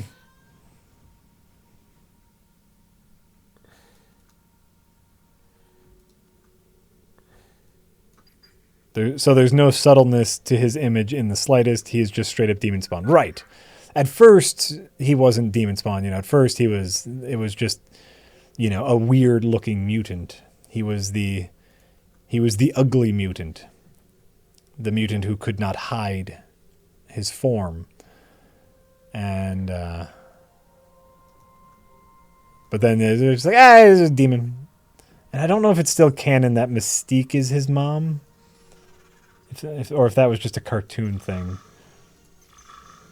That Mystique is his mom and Azazel is his dad. I don't know. It's been a while. Mutants only stop being mutants when their population eclipses the non-mutant population. Exactly. Well, they stop becoming mutants once Fox owns the movie rights and Marvel can't get them back. Then they stop being mutants. Then they turn into Inhumans. Then they turn into Inhumans, yes. Rich, you're right there. You're right there with the zings. The quality zings, Rich. It's not even a zing. That's just a fact of our modern life. Then we get much lamer mutants. God, the Inhumans. Just no fun. No fun except for Miss Marvel. She's fun. Azazul? I don't know how to pronounce his name. You know what? I just don't. Yonder says, sorry, haven't tipped you guys in a while. I've been in and out of the hospital for the past 2 months. Oh, sorry, Yonder. Crohn's is a bitch like that. Oh, God. Ugh. I know people with Crohn's. I'm so sorry. I've heard of it. So sorry. That is a bear. Anyways, there you go. Damn, that feels good. Nostalgia. Well, thank you, Yonder. We do appreciate him. Gobbledygook says, hey, Jack, if you enjoy the CW show, be sure to check out DC Universe Online for the PS4. It's free, you fucks! For some reason, I still don't expect it. Which? The DC Universe Online plug. I never expect it. Really? Really? No, that's a lie. Eventually, That's a lie. I think the joke is going to die. I really do. I think the joke is going to die. No, it's going to live a long, horrible life.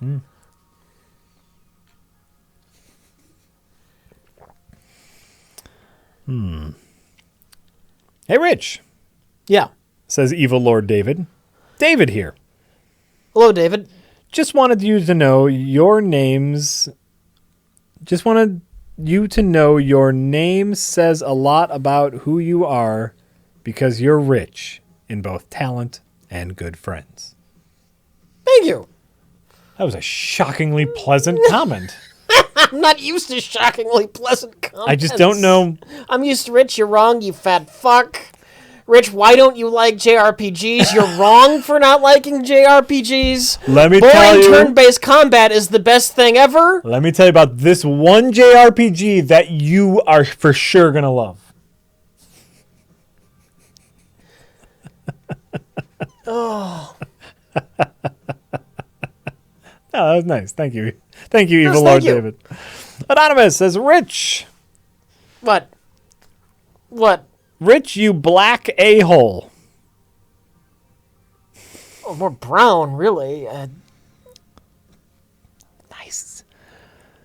The one Final Fantasy game you literally, this is the next comment. The one Final Fantasy game you might like is Final Fantasy Tactics. It sounds like it plays like Banner Saga, which we didn't really care for that much. It was certainly more interesting combat to me than your standard Yeah. JRPG, but I wasn't in love with it. So let's break it down. Put your money where your mouth is. How much for a one-time stream of Final Fantasy Tactics? 1,000. 1,000? It's a game you might like. They love Final Fantasy. You might like it, They love though. Final Fantasy. 1,000. I think that's unreachable. That's my price. You gotta bring it down. That's my price. In the grand scheme of things, Yeah. that's really low. Oh, for a one episode playthrough, you gotta bring it down. Usually when people sell out, it's for a lot of money. I'm willing to sell out for $1,000. You're gonna play a tactics game which you might enjoy. $1,000. Wow, That's my price. I can't. I tried haggling with them, Anonymous. I can't. There's no haggling. $9.98. $998. Final offer. Okay, I got him down $2. Got him down $2. $9.98 and 2 streams. Whoa! 2 whole streams. 2 whole streams. 4-hour streams. So 8 hours guaranteed for $9.98.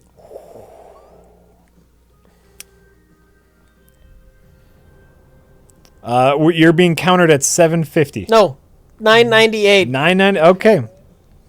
How much for Jack to stream it while Rich watches? Oh my God, that would be agony for Rich. No, that'd be fine. Look, we've had a lot of streams where you play and I'm just chatting with the chat. I suppose and I'm you're not paying any attention at all to the garbage going on the screen. I suppose you're That'd right. be fine. No, it's got to be me playing or it's just worthless. It'd be a scam if I weren't playing. Okay, well, there you go. There you go. Anyone wants to pony up $998 Rich has promised 2 full 4-hour streams of Final Fantasy Tactics. You guys already got a steal with the clown stream. I wasn't. That was that was a steal. I didn't think they would bite at that. It was me fucking dressed as a silent clown. That was weird. You know. This is real now. But wait, there's more. Nope, that's it. It'll just be a stream. I'll see if I can get Jay here. You know, because Rich will actually have to play the game and be engrossed in it. So. All right, let's see here. VX135 says, Jack, have you played more Owlboy since that last solo stream? I've been watching another Twitch channel play through the game, and it's just as adorable and visually beautiful. I actually have not. I've been in a real big Rocket League mood lately, and I've been playing Overwatch. I loved what I played of Owlboy. See, I want to take the ship alive. They got cargo containers, and I really want to know what's on a cargo container in this game. Okay. Can you, like, kill one of their guys and then go in to be strategic? Like, How? How am I going to do that? Can you kill guys by firing at them, or how do you? I could probably weaken them. Yeah, see, like, weaken them first. And oh, yeah, good. Take out their med bay. That's a good idea. That's standard FTL combat. Yeah. I liked the Flame in the Flood stream. Oh, the Flame in the Flood. I had such a good time playing that, too. But Owlboy was great. I really recommend it. You know, you know exactly what you're getting into. Old Super Nintendo platformer. Adorable. No, they're too good at fixing the shit. Oh, okay. But no, I haven't got around to it. I played a little bit of Don't Starve. Me and Sari Chen were playing Don't Starve together the other day. Yeah. Neat. Neat stuff. Turn auto off! I don't want to blow the ship up! How do I turn a weapon off? Stop firing!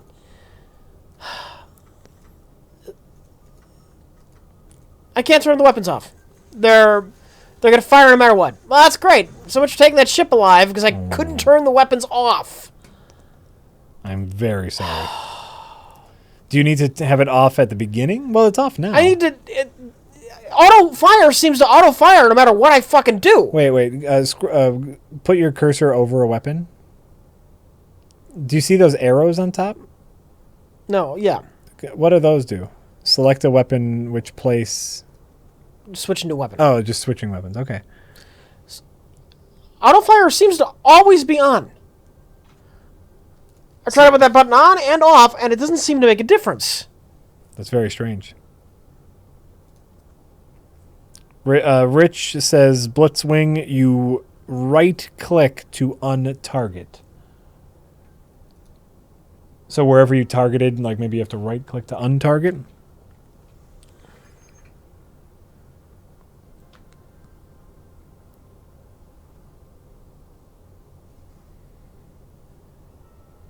Rich did press the auto fire button off, and it still worked.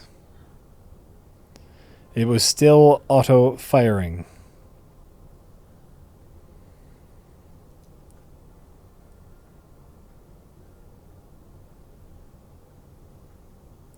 Thanks for putting me onto Westworld. Oh, glad you're enjoying it. I have still only watched the one episode. I'm really happy with the one episode, and now that I'm done with watching a couple other things, I can get back to watching it. I'm looking forward to it.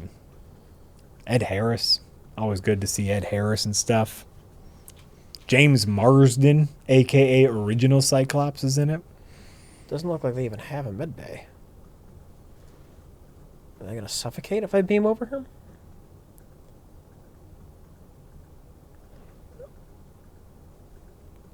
I'm looking forward to more Westworld.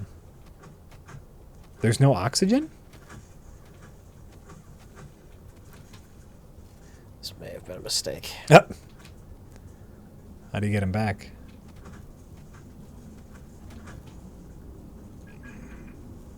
Nope.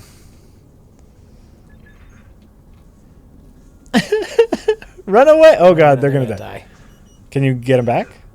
Or is there a cooldown to your teleport? Oh, yeah. There is. Oh, yeah. Oh. Right. Great. No, I'm really looking forward to Teleporting doesn't appear to be worth much Oh, anyway. look. They're robots. Oh! That's why there's no oxygen on the ship. Oh, that's fun. Not really. Well, not for you because your guys died, but I'm saying in the world of video games, that's fun.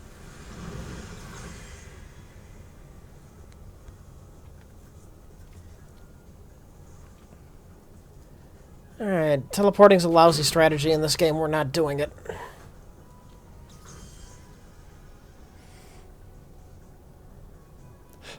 You got a prototype blaster.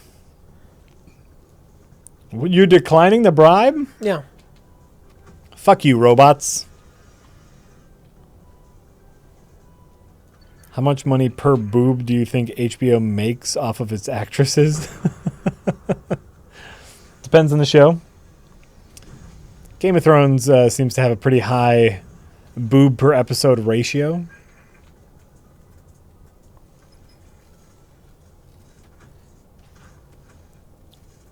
I don't know.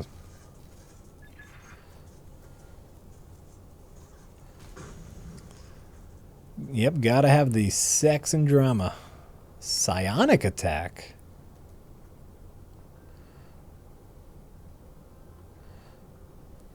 Causes the enemy crew members in the selected bay to have panic attacks for 5 seconds. Ooh. If you wanted to try the teleport, maybe you could have them. My half my crew's dead. Oh, sure. So fuck that shit. Did you get rid of psionic attack? Yeah. Oh. It sounds stupid pants. Well, I was thinking like psionic attack them so they panic, and when your guys are over there, so your guys will beat them up while they're panicking. If you wanted to teleport, but if you're giving up on teleporting, Yeah, I'm giving up on that. Great.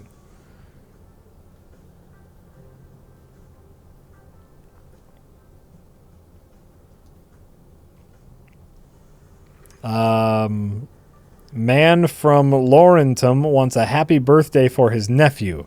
He's 3, you fucks. If your nephew's 3, you probably shouldn't be watching the show because we say stuff like he's 3, you fucks, all the time. But happy birthday, nephew of Man from Laurentum. You fucks.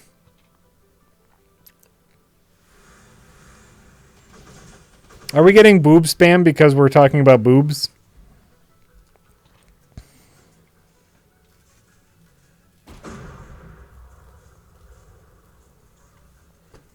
I saw. Turn auto on, and at that was auto attacking. So The game just really wants you to attack the ship. I think so. Yeah. Level up, Easton Clark, human warrior. Yeah, boobs.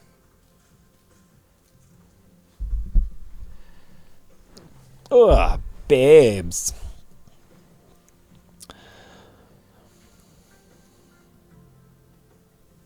The spam bots have been coming for weeks. Oh, have they been? Well, thank you for clearing them out.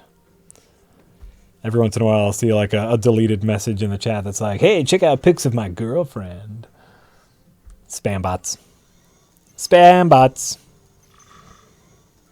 Ooh, there's a video for the CW crossover. Ooh. I'm super excited. I'm not. I know. Who's crossing over with who again now? Sorry, I'm being a jerk. The Arrowverse. Something you don't care about. Yeah. It's actually two things you don't care about because it's DC superheroes and it's their television shows. So it's a mixture of DC two things. superheroes can be fine. Yeah. Batman is great. I've enjoyed Superman in the past. Okay.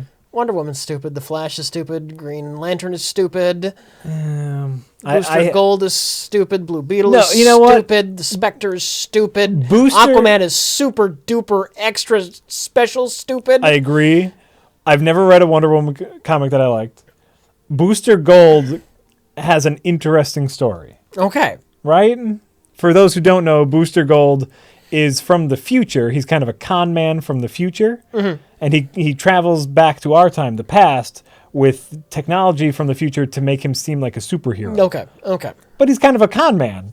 And so he like just kind of pretends to be a superhero for fun.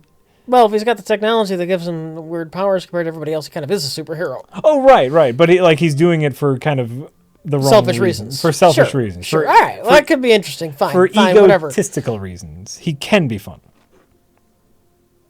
But Who's the dumbest DC character? Aquaman. It's Aquaman. He swims around in the fucking water. Who gives a shit what happens in the water? Name a dumber hero than Aquaman. Like prominent or like any you can find some obscure shit in any superhero universe that's just embarrassing. Sure. Marvel's certainly not immune to that. Right. I'm talking of the majors. Oh yeah, Aquaman. Of the majors. Aquaman. 100% Aquaman. Somebody sent in a crossover collected volume. It was Green Lantern and Star Trek. Oh, Trek, okay. team up. It was a team up book, and it just seemed like the dumbest thing. How Green Lanterns are just so fucking boring. Yeah, there. So boring. They're comically overpowered. And They've got therefore ill-defined powers. The rings, they make things. Right. Every there's just a lot of blue and red and green beams shooting around. It's the dumbest fucking thing I ever read. Yep. That's every Green Lantern.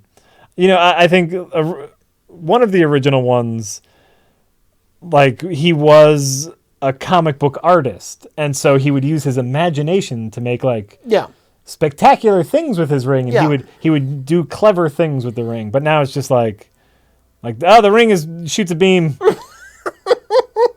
and it kills the bad guy, and then it can also be a shield. Yeah. Wait, isn't All Matter Eater a Marvel hero? No, that's Matter Eater Lad. That's DC Legion of Superheroes. No, there's a Marvel hero called All Matter Eater. It's probably a parody on Matter Eater Lad, who was like a very old DC character. Do they both have the same ability? I think he predates the Marvel universe. He just eats anything. Yeah, he eats anything. He has totally he's got to be a parody. Oh, okay. Matter Eater Lad and All Matter Eater, who have the ability to eat anything. Yes. That's it. That's their ability. Yeah. Comic books are sometimes a little silly. Matter Eater Lad is a semi-joke character. Yeah, so Squirrel Girl. Yet Squirrel Girl is somehow awesome. Squirrel Girl. Squirrel Girl is great. Earth's mightiest hero. Squirrel Girl. That's right. Like the original Green Lantern, his weakness was the color yellow. Like if someone was wearing a yellow shirt, he couldn't punch that guy because of the yellow. It's dumb. It's almost like they have the word comic in their name. Exactly. They're silly sometimes. Anonymous says, someone in chat said that they would pay $750 for Final Fantasy Tactics. Come on, live a little. Take life by the pussy. $750 for Final... So they're standing firm. $9.98. Apparently you don't want me to play Final Fantasy Tactics because my price is $9.98. See, here's the thing about bargaining. Is it's all about It's all about, who has control of the situation. Rich doesn't care if he plays Final Fantasy Tactics. That gives him a slight edge in the bargaining.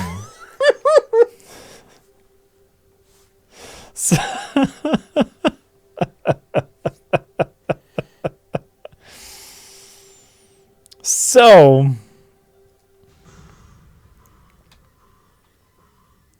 Rich didn't say it was one single donation. I believe it was implied that it was one single $9.98 donation. Yes.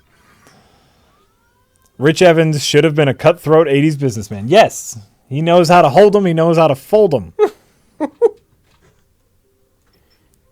You think there's any hope left that New Line Cinema won't fuck up Sandman big time? Oh, are they doing a Sandman? Are they doing a Neil Gaiman Sandman? Don't put your hopes in things. It never works out. Especially if it's a Neil Gaiman Sandman, because they're just going to concentrate on visuals and not the story. I've actually never read Neil Gaiman Sandman, so I don't know if the story's even any good. Let's see here. Jack mentioned the beginner's guide. Jack mentioned the beginner's guide to you on Twitter a while ago. Did you ever get around to playing it? What did you think? LOL. Whoa. What happened? That's a lot of bugs. Ooh, bugs. The beginner's guide. No, I don't think I've played it because I don't remember what it is. I'm sorry. I get a lot. I probably put it on my list. Sandman writer can't do it in a movie. Movie writer. What? What?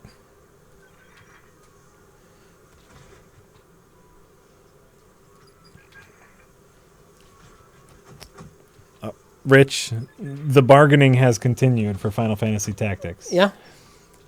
Here's their counter to your counter. All right. To your non-counter. What about $7.50 but only one stream? No. Which really is silly because you're offering like a little under $500 per stream. You're getting 2 streams for $9.98. All right. All right. All right. All right.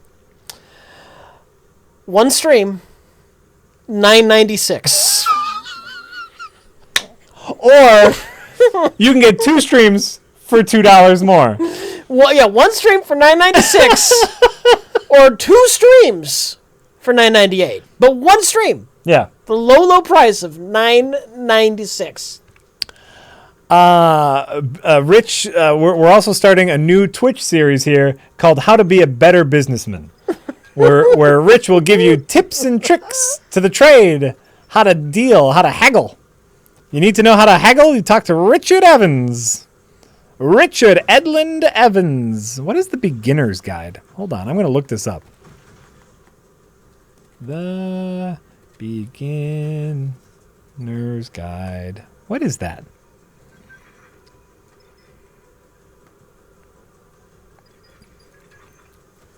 This guide is a narrative video game from the creator of the Oh, it's from the Stanley Parable.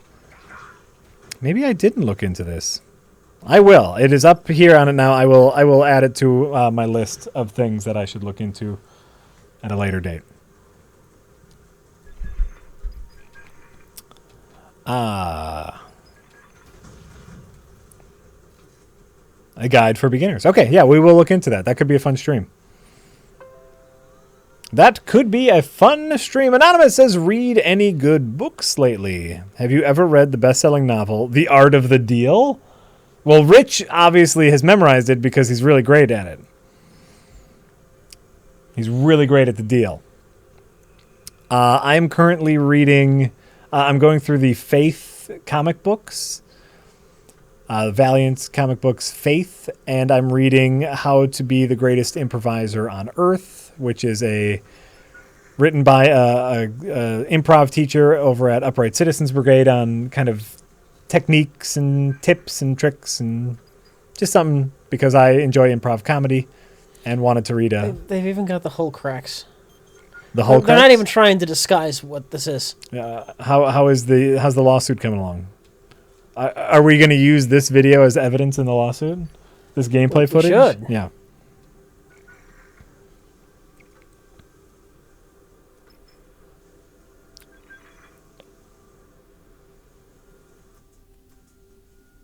So those are the books I'm reading right at the moment. Rich, are you reading anything?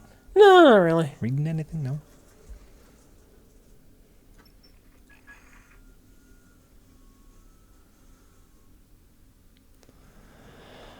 Start doing stand-up. Wait, what? Hold on. A window thing came up, and now I can't get it off. I've lost my mouse completely. Get out of here. You should start doing stand-up when you stand up every hour. Ha! Rich, if you let people donate up to the amount of $9.98, you'd make it in 2 or 3 streams. You're being very short-sighted. I'm being very smart. I'm making up to you donate things anyway just to get us to read this stuff. This is Rich's. Rich has he's put this out there, and I just don't think he's bending.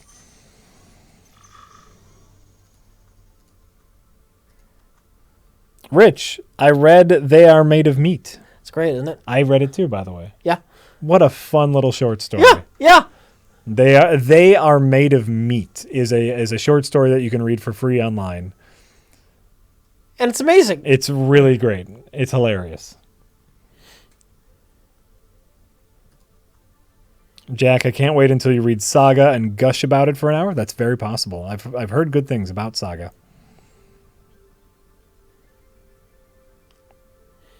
I want to go to that store. You have $700. I guess I can take my sweet ass time. It doesn't really matter, you know? You can jump around. Yeah. Yeah.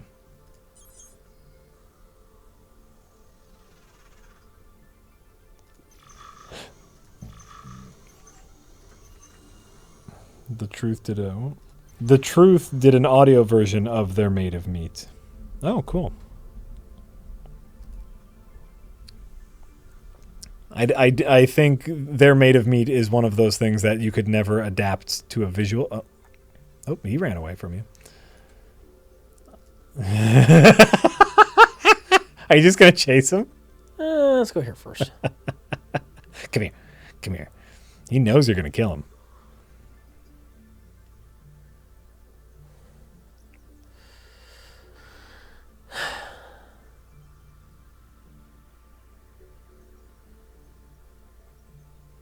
Oh, and they also read the story from the Thing's point of view. Yeah. Good?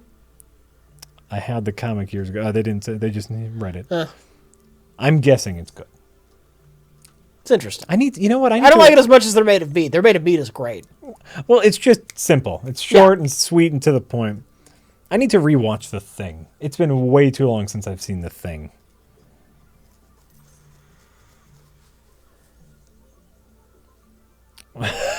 That's exactly what we're just trying to do in the game. It looks like you're cruising around the galaxy in a space Cadillac. And that's kind of what he's doing. Yeah. It doesn't cost you anything that we can tell, at least, to just fly around the galaxy. There's no timer. There's no one chasing you. Do you have a mission? Was there a mission at the beginning? Something. Do you remember? I think there's vaguely something. Yeah. The Traveler Speaks. Yes, They Are Made of Meat is very Douglas Adams. I'm surprised that it's not Douglas Adams. What thing? The Thing. The only thing that matters is the thing.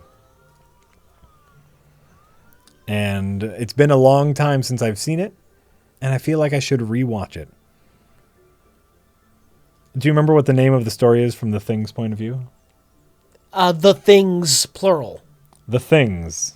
Because it sees us as things.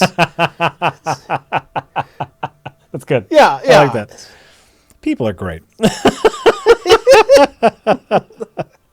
Sometimes people are great. Hey, Rich. What? Says Loner Archon. How much money would it take for you to tell people on the stream that their opinions are wrong? I do that for free. Great. Also, Rich, I recommend asking for more money because I would rather watch a Rich eating stream.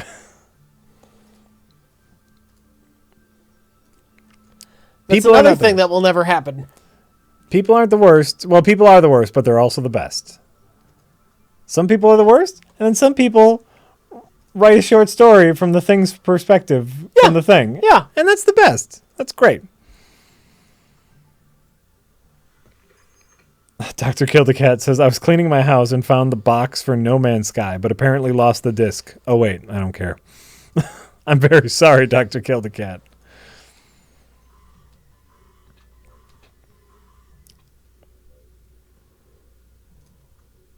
Yeah, you have plenty of videos of Rich eating already. So we don't need to do that live.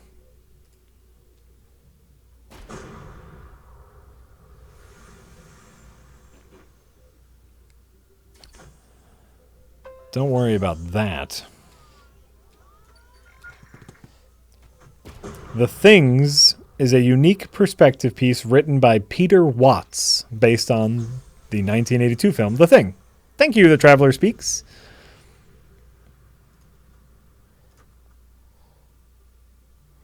The Things.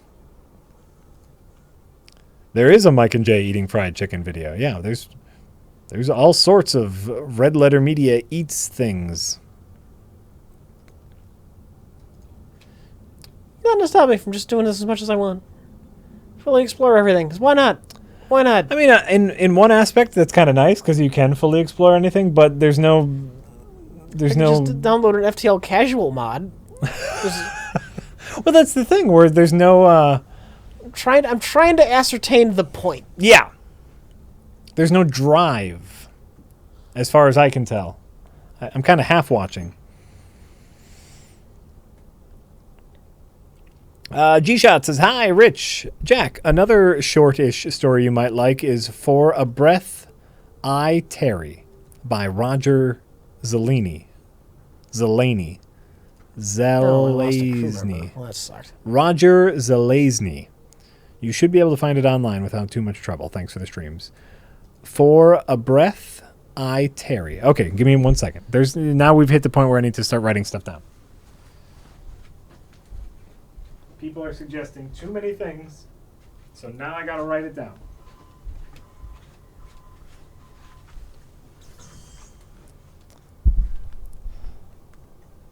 Zelazny. Sorry, that is a tough last name. Zelazny. Zelazniak? Zelazny. Zelazny. Yeah. I got it eventually. That's a tough name though. Especially if you see it spelt out. You can't blame me for that. So has laptop goes to get another device. This laptop stays here. This laptop cannot remind me of anything. This goes with me everywhere I am and I use it all the time. If I write a note in here, I will actually remember to do it. This laptop stays here. So settle down, people. Put down one device to pick up the other device. What kind of idiot are you? What kind of idiot? So one is I gotta play the beginner's guide. Beginner's guide. Great. And we have to read. Hold on, I'll get there again. For a breath I tarry. For a breath I tarry. Great. Done. Great. Did it. Oh. Did it. Wrote it down. Now I'll remember.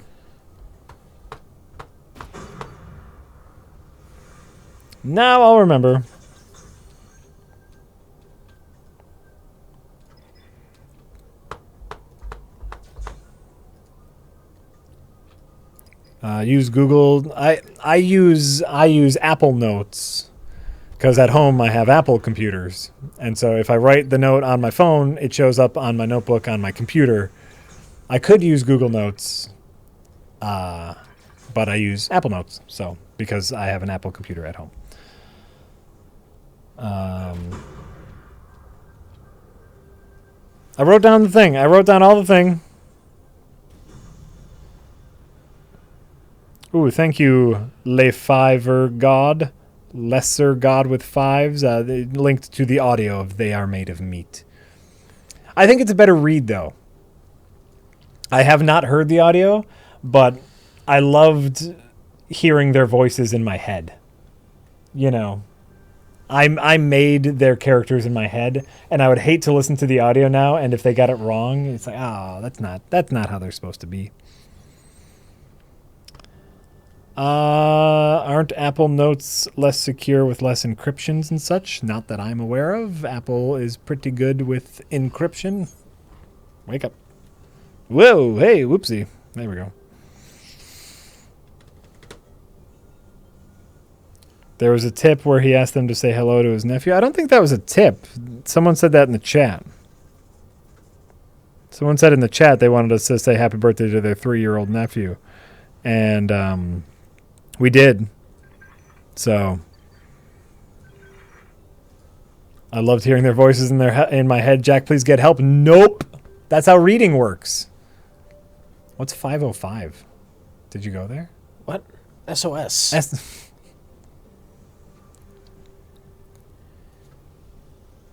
It's okay. It's okay. That's a SOS, where it's not 505 at all. No, my T-shirt spreadsheet is actually on my Google Drive. So I do have a Google Drive, but I don't use it as often as my Apple Notes. But my T-shirt spreadsheet is on my Google Drive.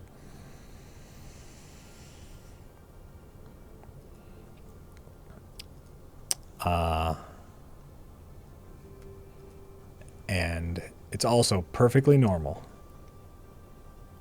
My T-shirt spreadsheet is a perfectly normal thing.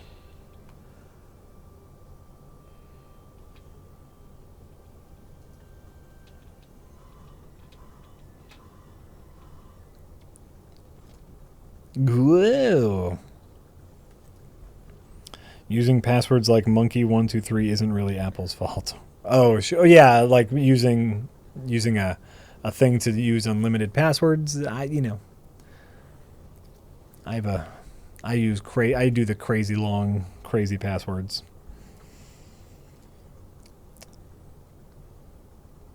How'd everyone like Doctor Strange? I still like Doctor Strange. I'll probably give it a rewatch when it comes to video on demand. One big-ish problem. Whoa. Jerome. One big-ish problem for me that I won't talk about yet. I'll wait maybe till like next Wednesday stream. That'll give people enough time for spoilers. But I've one major-ish problem. But overall, the visuals are nice. The score is really good. I know apparently it's very similar to the Star Trek score. Yeah. Because the same guy did it. And Mike complained that it was so similar that he got it sounded exactly like the Star Trek score. I'd probably argue that it's just that guy's style. Okay. But it sounds vaguely similar to the Star Trek score, the Doctor Strange score. But I still liked it.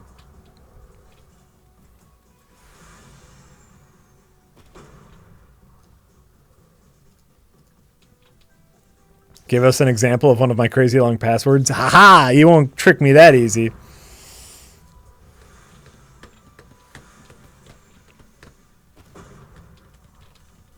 The problem is, what's Doctor Strange's cape made out of? You're right. That's the big question. It seems to be really durable. We're not sure if it's bulletproof.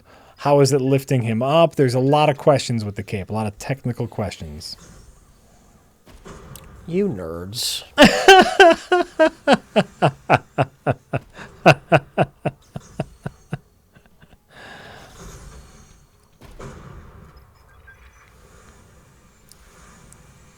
It's very similar. The scores are very similar. I agree.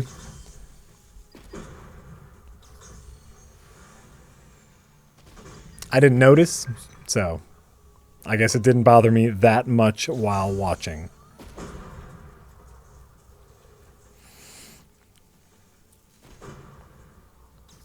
Oh, and also it's a cloak, not a cape. It looks a lot like a cape. Doesn't a cloak have a hood? There's not much difference. What's the difference between a cloak and a cape? A hood, I think.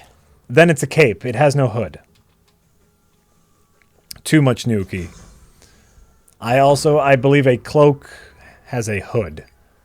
And this is just a cape. There's no hood. We're splitting them hairs. This is important technical terms, Rich. This is the stuff people want to know about.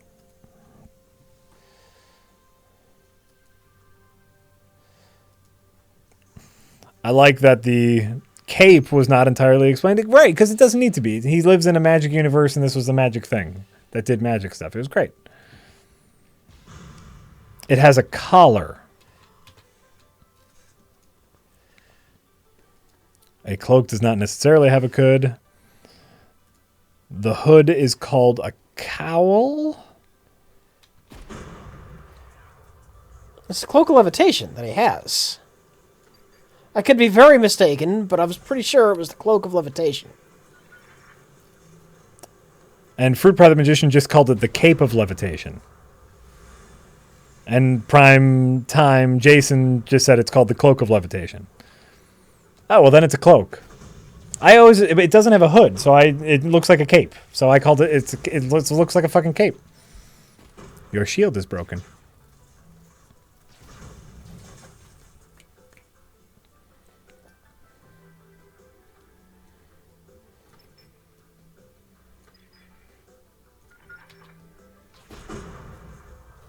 I agree, Dr. Kill the Cat. In Doctor Strange, the spells and magic seem to have some rules and understanding for laymen, unlike Harry Potter, which I couldn't follow a thing. Yeah, there's without getting into spoilers, the one thing I liked about Doctor Strange's character is he's a science nerd asshole. And so he joins this mystical cult to learn the magical arts. And he just wants to study more and understand, like, how the magic works. And his master is like, you just have to trust in the magic and use your feelings. And he goes, no, I want to read these books that tells me how the fucking magic works. Trust your feelings. Shut up. Shut up, I'm trying to learn. Exactly. So, like, character-wise, I really like that about him. Gotta be just for the movie. I don't think that's a comic book trait of Doctor Strange. I don't know if Where I've he ever was read. asked not to learn things. I think comic book Doctor Strange is actually like after this.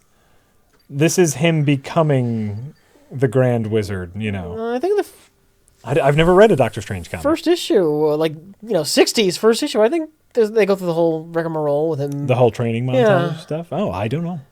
Or at least, he hurt his hands, then he saw the guy in the Middle East, and then he learned magic.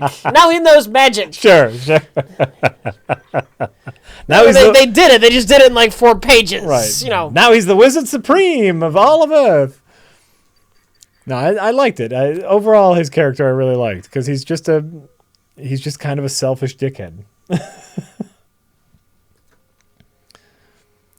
This book, you can never use these spells in this book. Well, why not? Because I say so.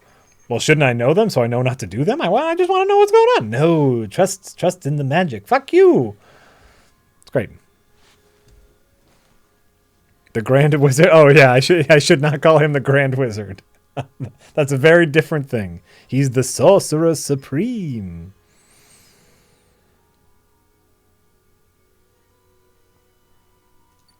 The first origin of Doctor Strange was not in the first issue. It was like in the 6th or 4th. Was it? Well. Who cares? It's been a while since I read that shit. I actually have read that shit, but it's been a long time. Oh, I never read the original Doctor Strange. I'd see him. He'd show up every once in a while in like a Spider-Man one-off or in another one-off, but that was my extent of knowledge of him.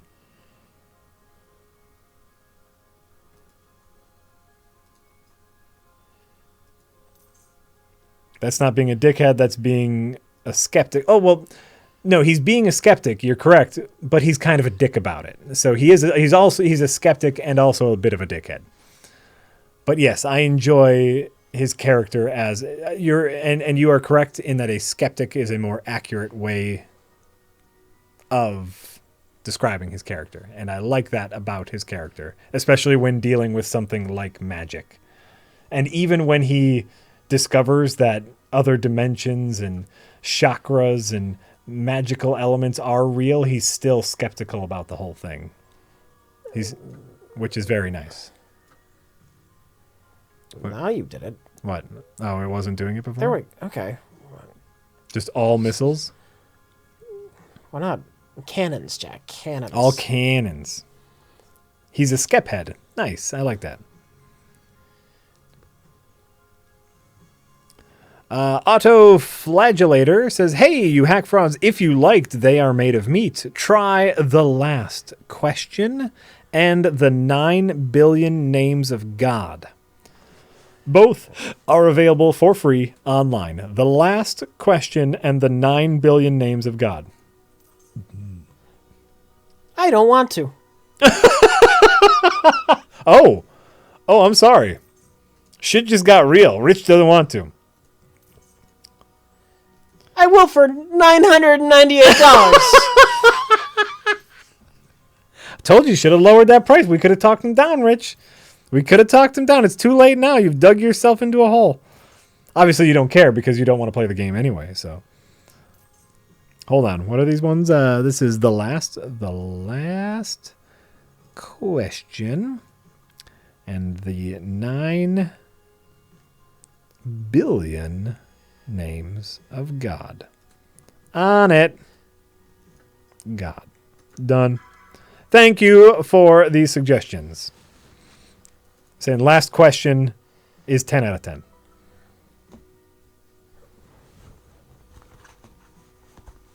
Great.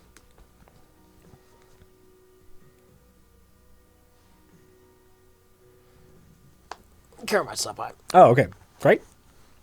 Great. What the hell is this? An FTL ripoff? Yes. Very much so. So much so that we're considering lending this footage to the FTL team for their legal action against this game. As it is so much like FTL that it probably falls under some sort of trademark or copyright infringement. Anyone remember about a half hour ago when I suggested the last question? Good time. Sorry, Lloyd Beats. I'm sorry the chat goes too fast. Sometimes I miss stuff, and I'm very sorry. Oh, Cinnamon says this isn't a ripoff, Rich. It's a homage. I got the eye roll.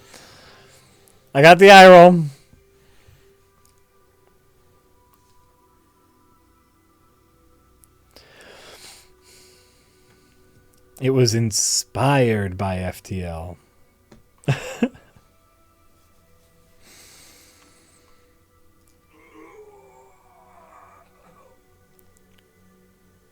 What just happened there? I helped somebody and an engineer got injured. Oh. Possibly died.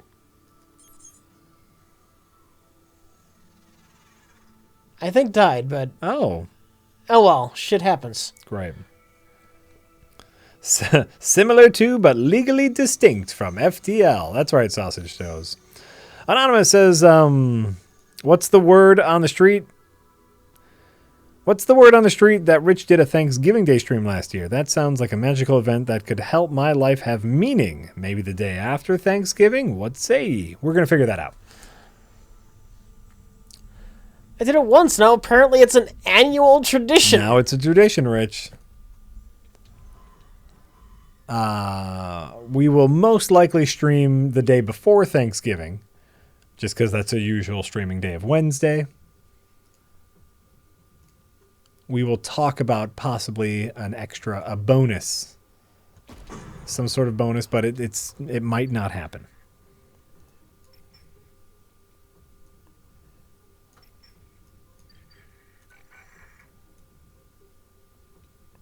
Filmmaker Freak just started watching. Rich, overall, how is this game?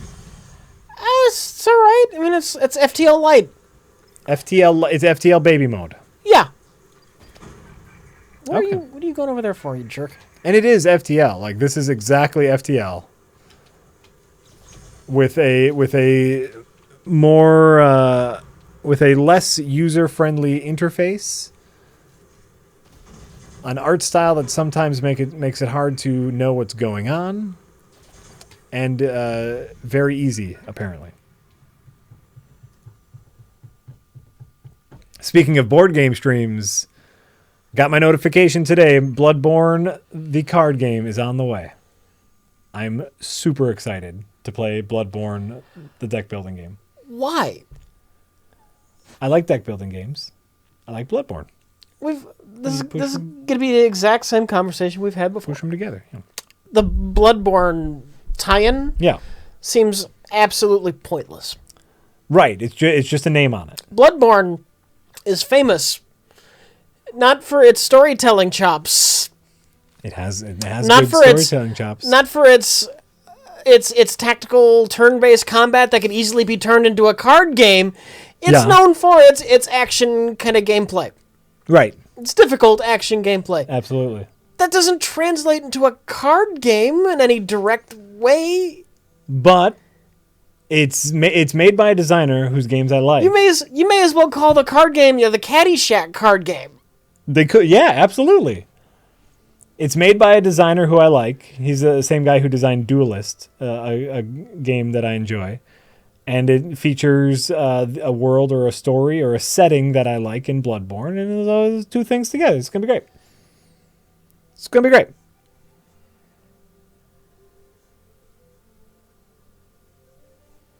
You guys should stop playing not FTL and go play Bloodborne.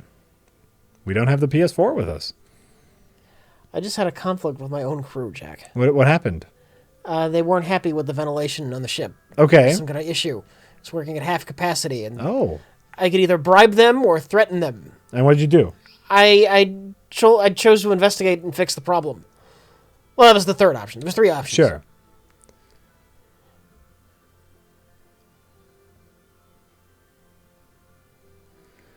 You find someone's nest egg, a small gold ingot wedged in the vent blade. None of your crew admit to being the owner of the ingot.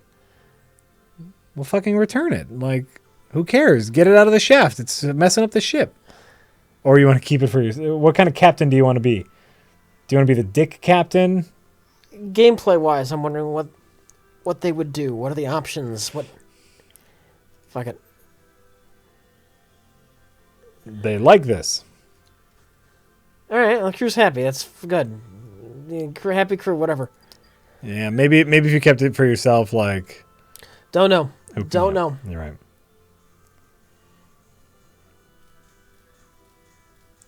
That would be great if there was a ram option, like to ram the other ship. That'd be awesome. Ramming speed. The suicide option. That's what the Tree Recreation says. Send over a suicide bomber. That would be interesting. You're losing so poorly, so you teleport your guy over there. See, you know what I would like to do? Huh. Take over their ship. Oh, sure. Like their ship looks my better. ship is all kind of fucked up. It's about to blow up. It's got all like kinds that. of hull damage. Yeah. I think if you kill the other crew, you should have the option to take over the ship. And then that adds a little extra tactical thing where they have some really nice weapons. A couple bays I don't have. Ooh, all right, give you some motivation. Swap ships. That would be great. That'd be great.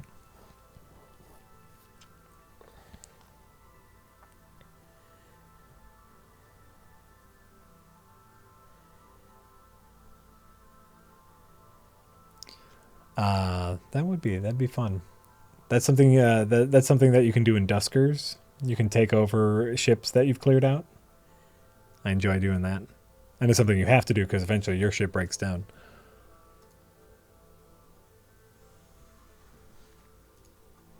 That sounds like a good idea for FTL 2. Which they will never make. I don't know why.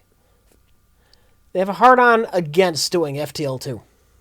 Maybe they think they can't do anything significant enough. Maybe. Maybe they have an idea for a new game.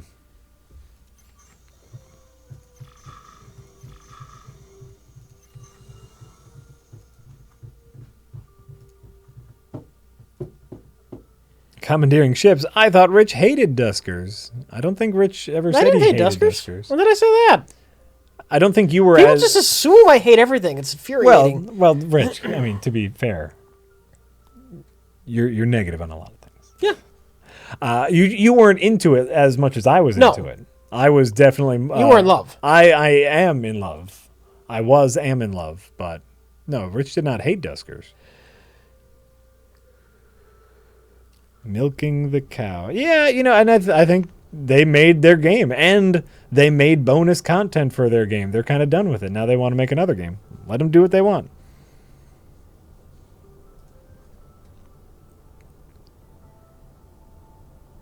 The game visually looks like absolute garbo. Yeah. I agree. I don't like this. This looks too flashy. Flashiness isn't a problem. It's just not a good lay. It's not clear what does what. Oh, I'm just saying, even like the look of everything I don't like.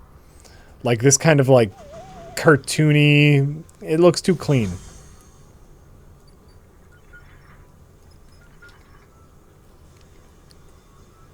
Anonymous says, lightning round, random question time. Jack, top Christmas wish from kids. Rich, do you hate Christmas? Hate's a strong word.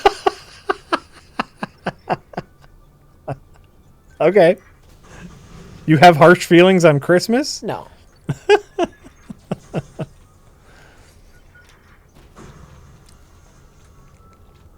Top Christmas wish from kids. They love. They have a couple of those like buildable figures, like the Bionicle Star Wars guys. I actually think we're going to die. Oh yeah. Yeah. Oh. And which, bizarrely, I'm excited about that. Because you weren't sure you could do that. Yeah. Well, there you go. They have like those like Lego buildable. How are they not dead? How? Them? Yes. Yeah, it looks like they should be dead.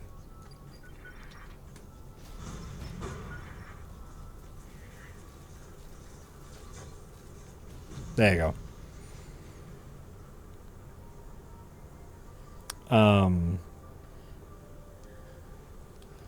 So they have these like buildable figure like Lego Star Wars guys for Star Wars Rogue One, like the robots, which look adorable. They really want those. They're getting super into Pokemon, and so they just want all the Pokemon stuffed animals that I can throw at them. And books.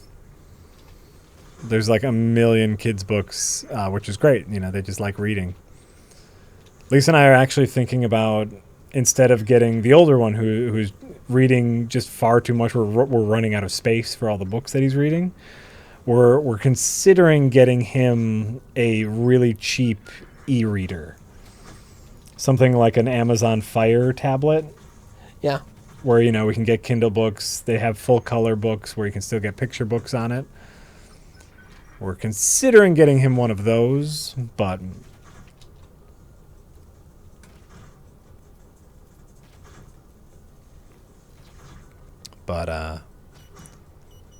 mostly Pokemon stuffed animals. That's all they want, is Pokemon stuffed animals.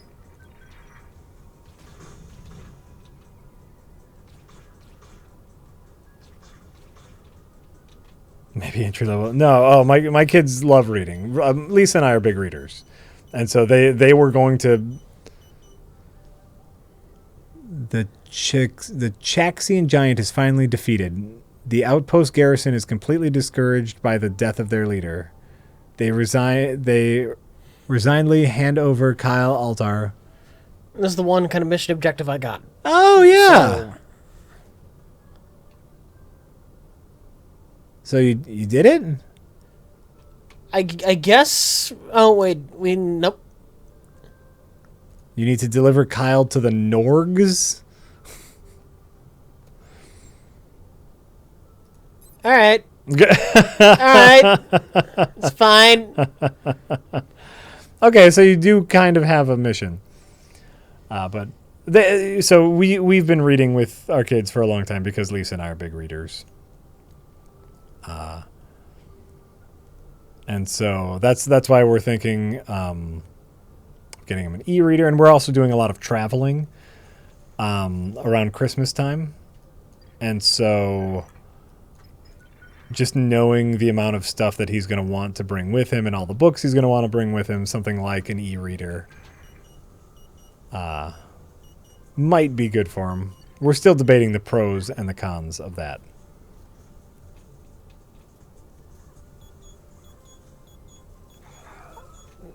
I'm dying from lack of oxygen. Welcome, GGG Dog. Oh, are you? Yep. Well, get him out of those rooms then, yeah. I got it back on now. It should be. Yeah, but those rooms are still red. Well, they're out of the red rooms. Whoever I can get out of the red room is out of the red room.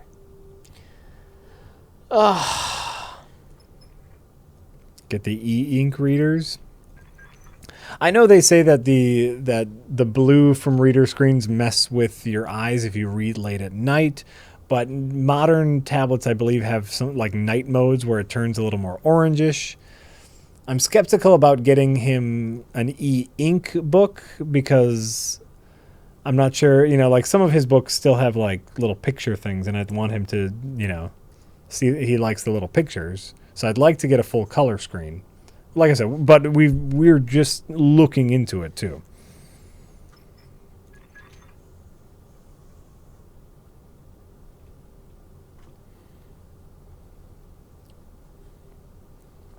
Just looking into it now.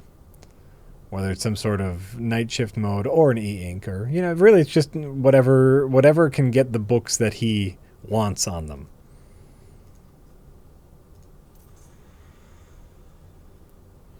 E-ink, yeah, e-ink does have better battery life, which I'm super down with.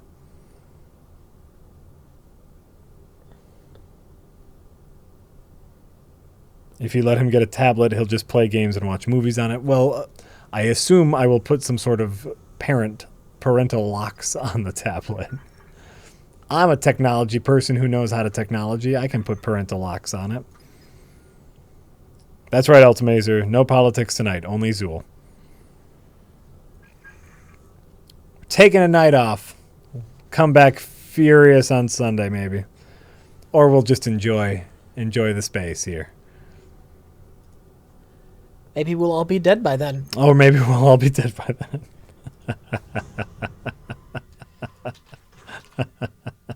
Great.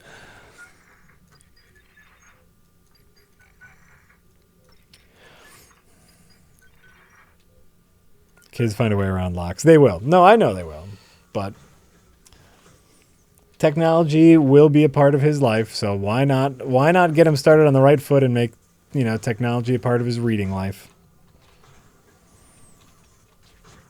The safe yes, you know what? This is a safe space tonight. Don't worry. This is your safe space tonight.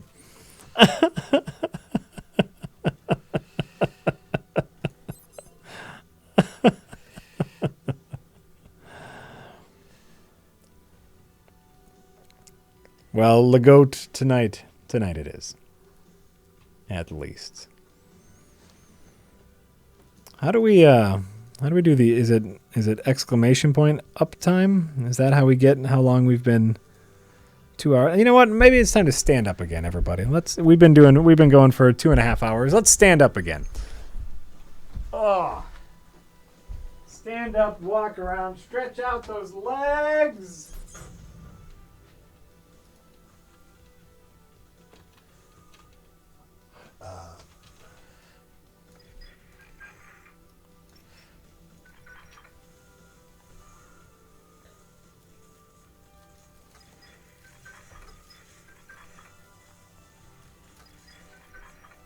Oh, it feels good.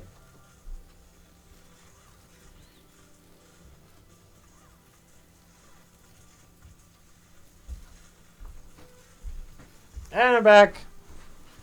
Welcome back. You know what? Actually, I'm going to take a little bit longer break and go grab a water. Do you want to take over when you get back? You done? Getting there. Getting there? Getting there.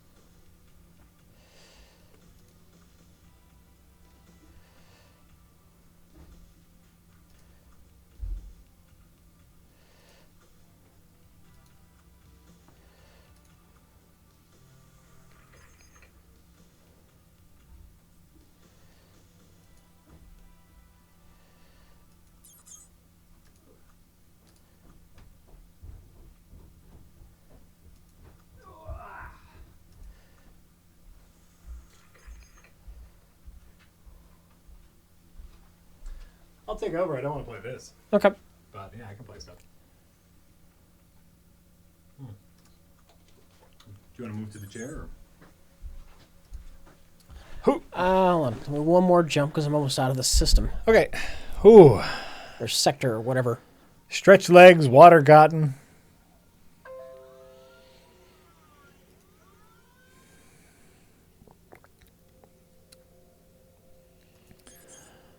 Okay.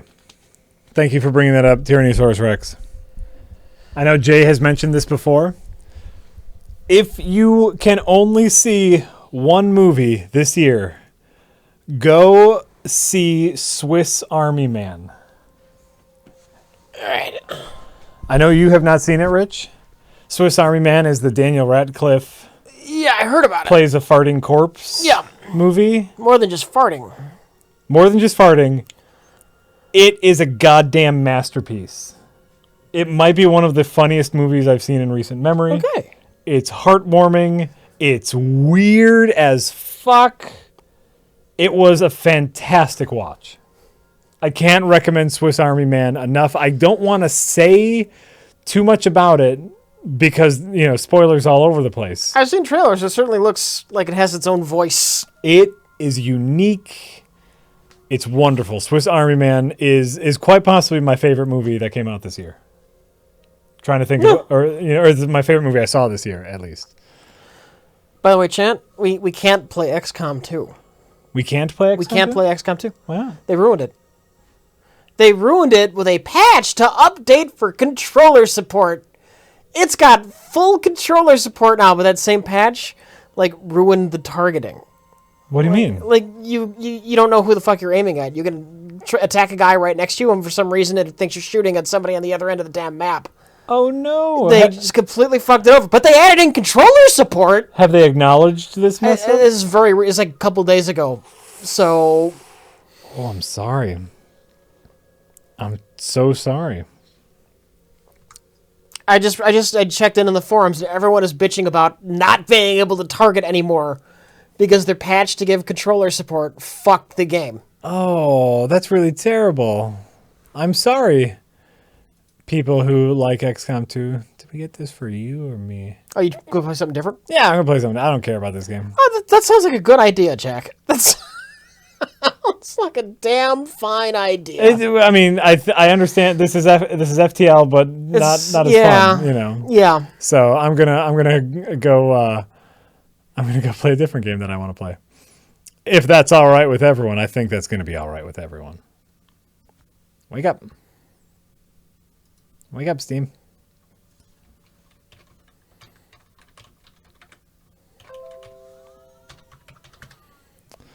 Wake up, Steam. Oh, God. Two-factor authentication. This is why I don't give them my telephone number. I just want to fucking log on to Steam. Yeah.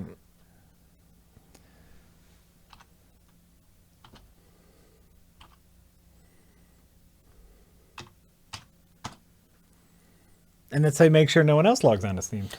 What do I care if somebody logs on to my Steam? Oh. What are they going to do? Buy me a game? Maybe. You don't know. You don't know what they're going to do. Wait, what are you downloading? Steal all of my virtual cards that do nothing? They're going to steal all of your virtual cards that do nothing, Rich. That's exactly what they're going to do. Or I could just log into Steam and not have to dig out my phone and type in the extra special code every fucking time. What a pain in the ass that gets you nothing. Gets you nothing. I'm very sorry, Rich. I'm very sorry. Oh God, no! I don't want this.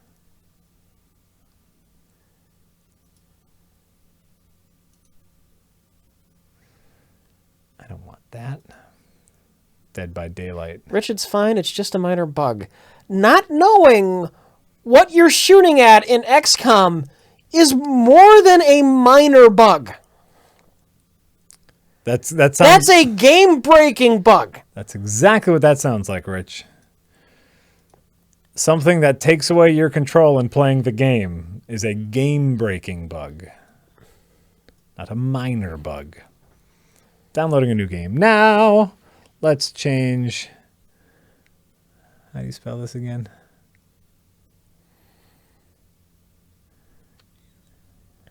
All right, hold on. It's to protect your credit card. Is the credit card information saved on Steam or on your PC? On Steam. So that's dumb. That's just dumb. I think on Steam. That should be saved on your hard drive. Probably. I don't know. I don't know how it works. You can probably choose. Yeah. Yeah. But, you know, I know you use it a lot when you buy games. So, you know.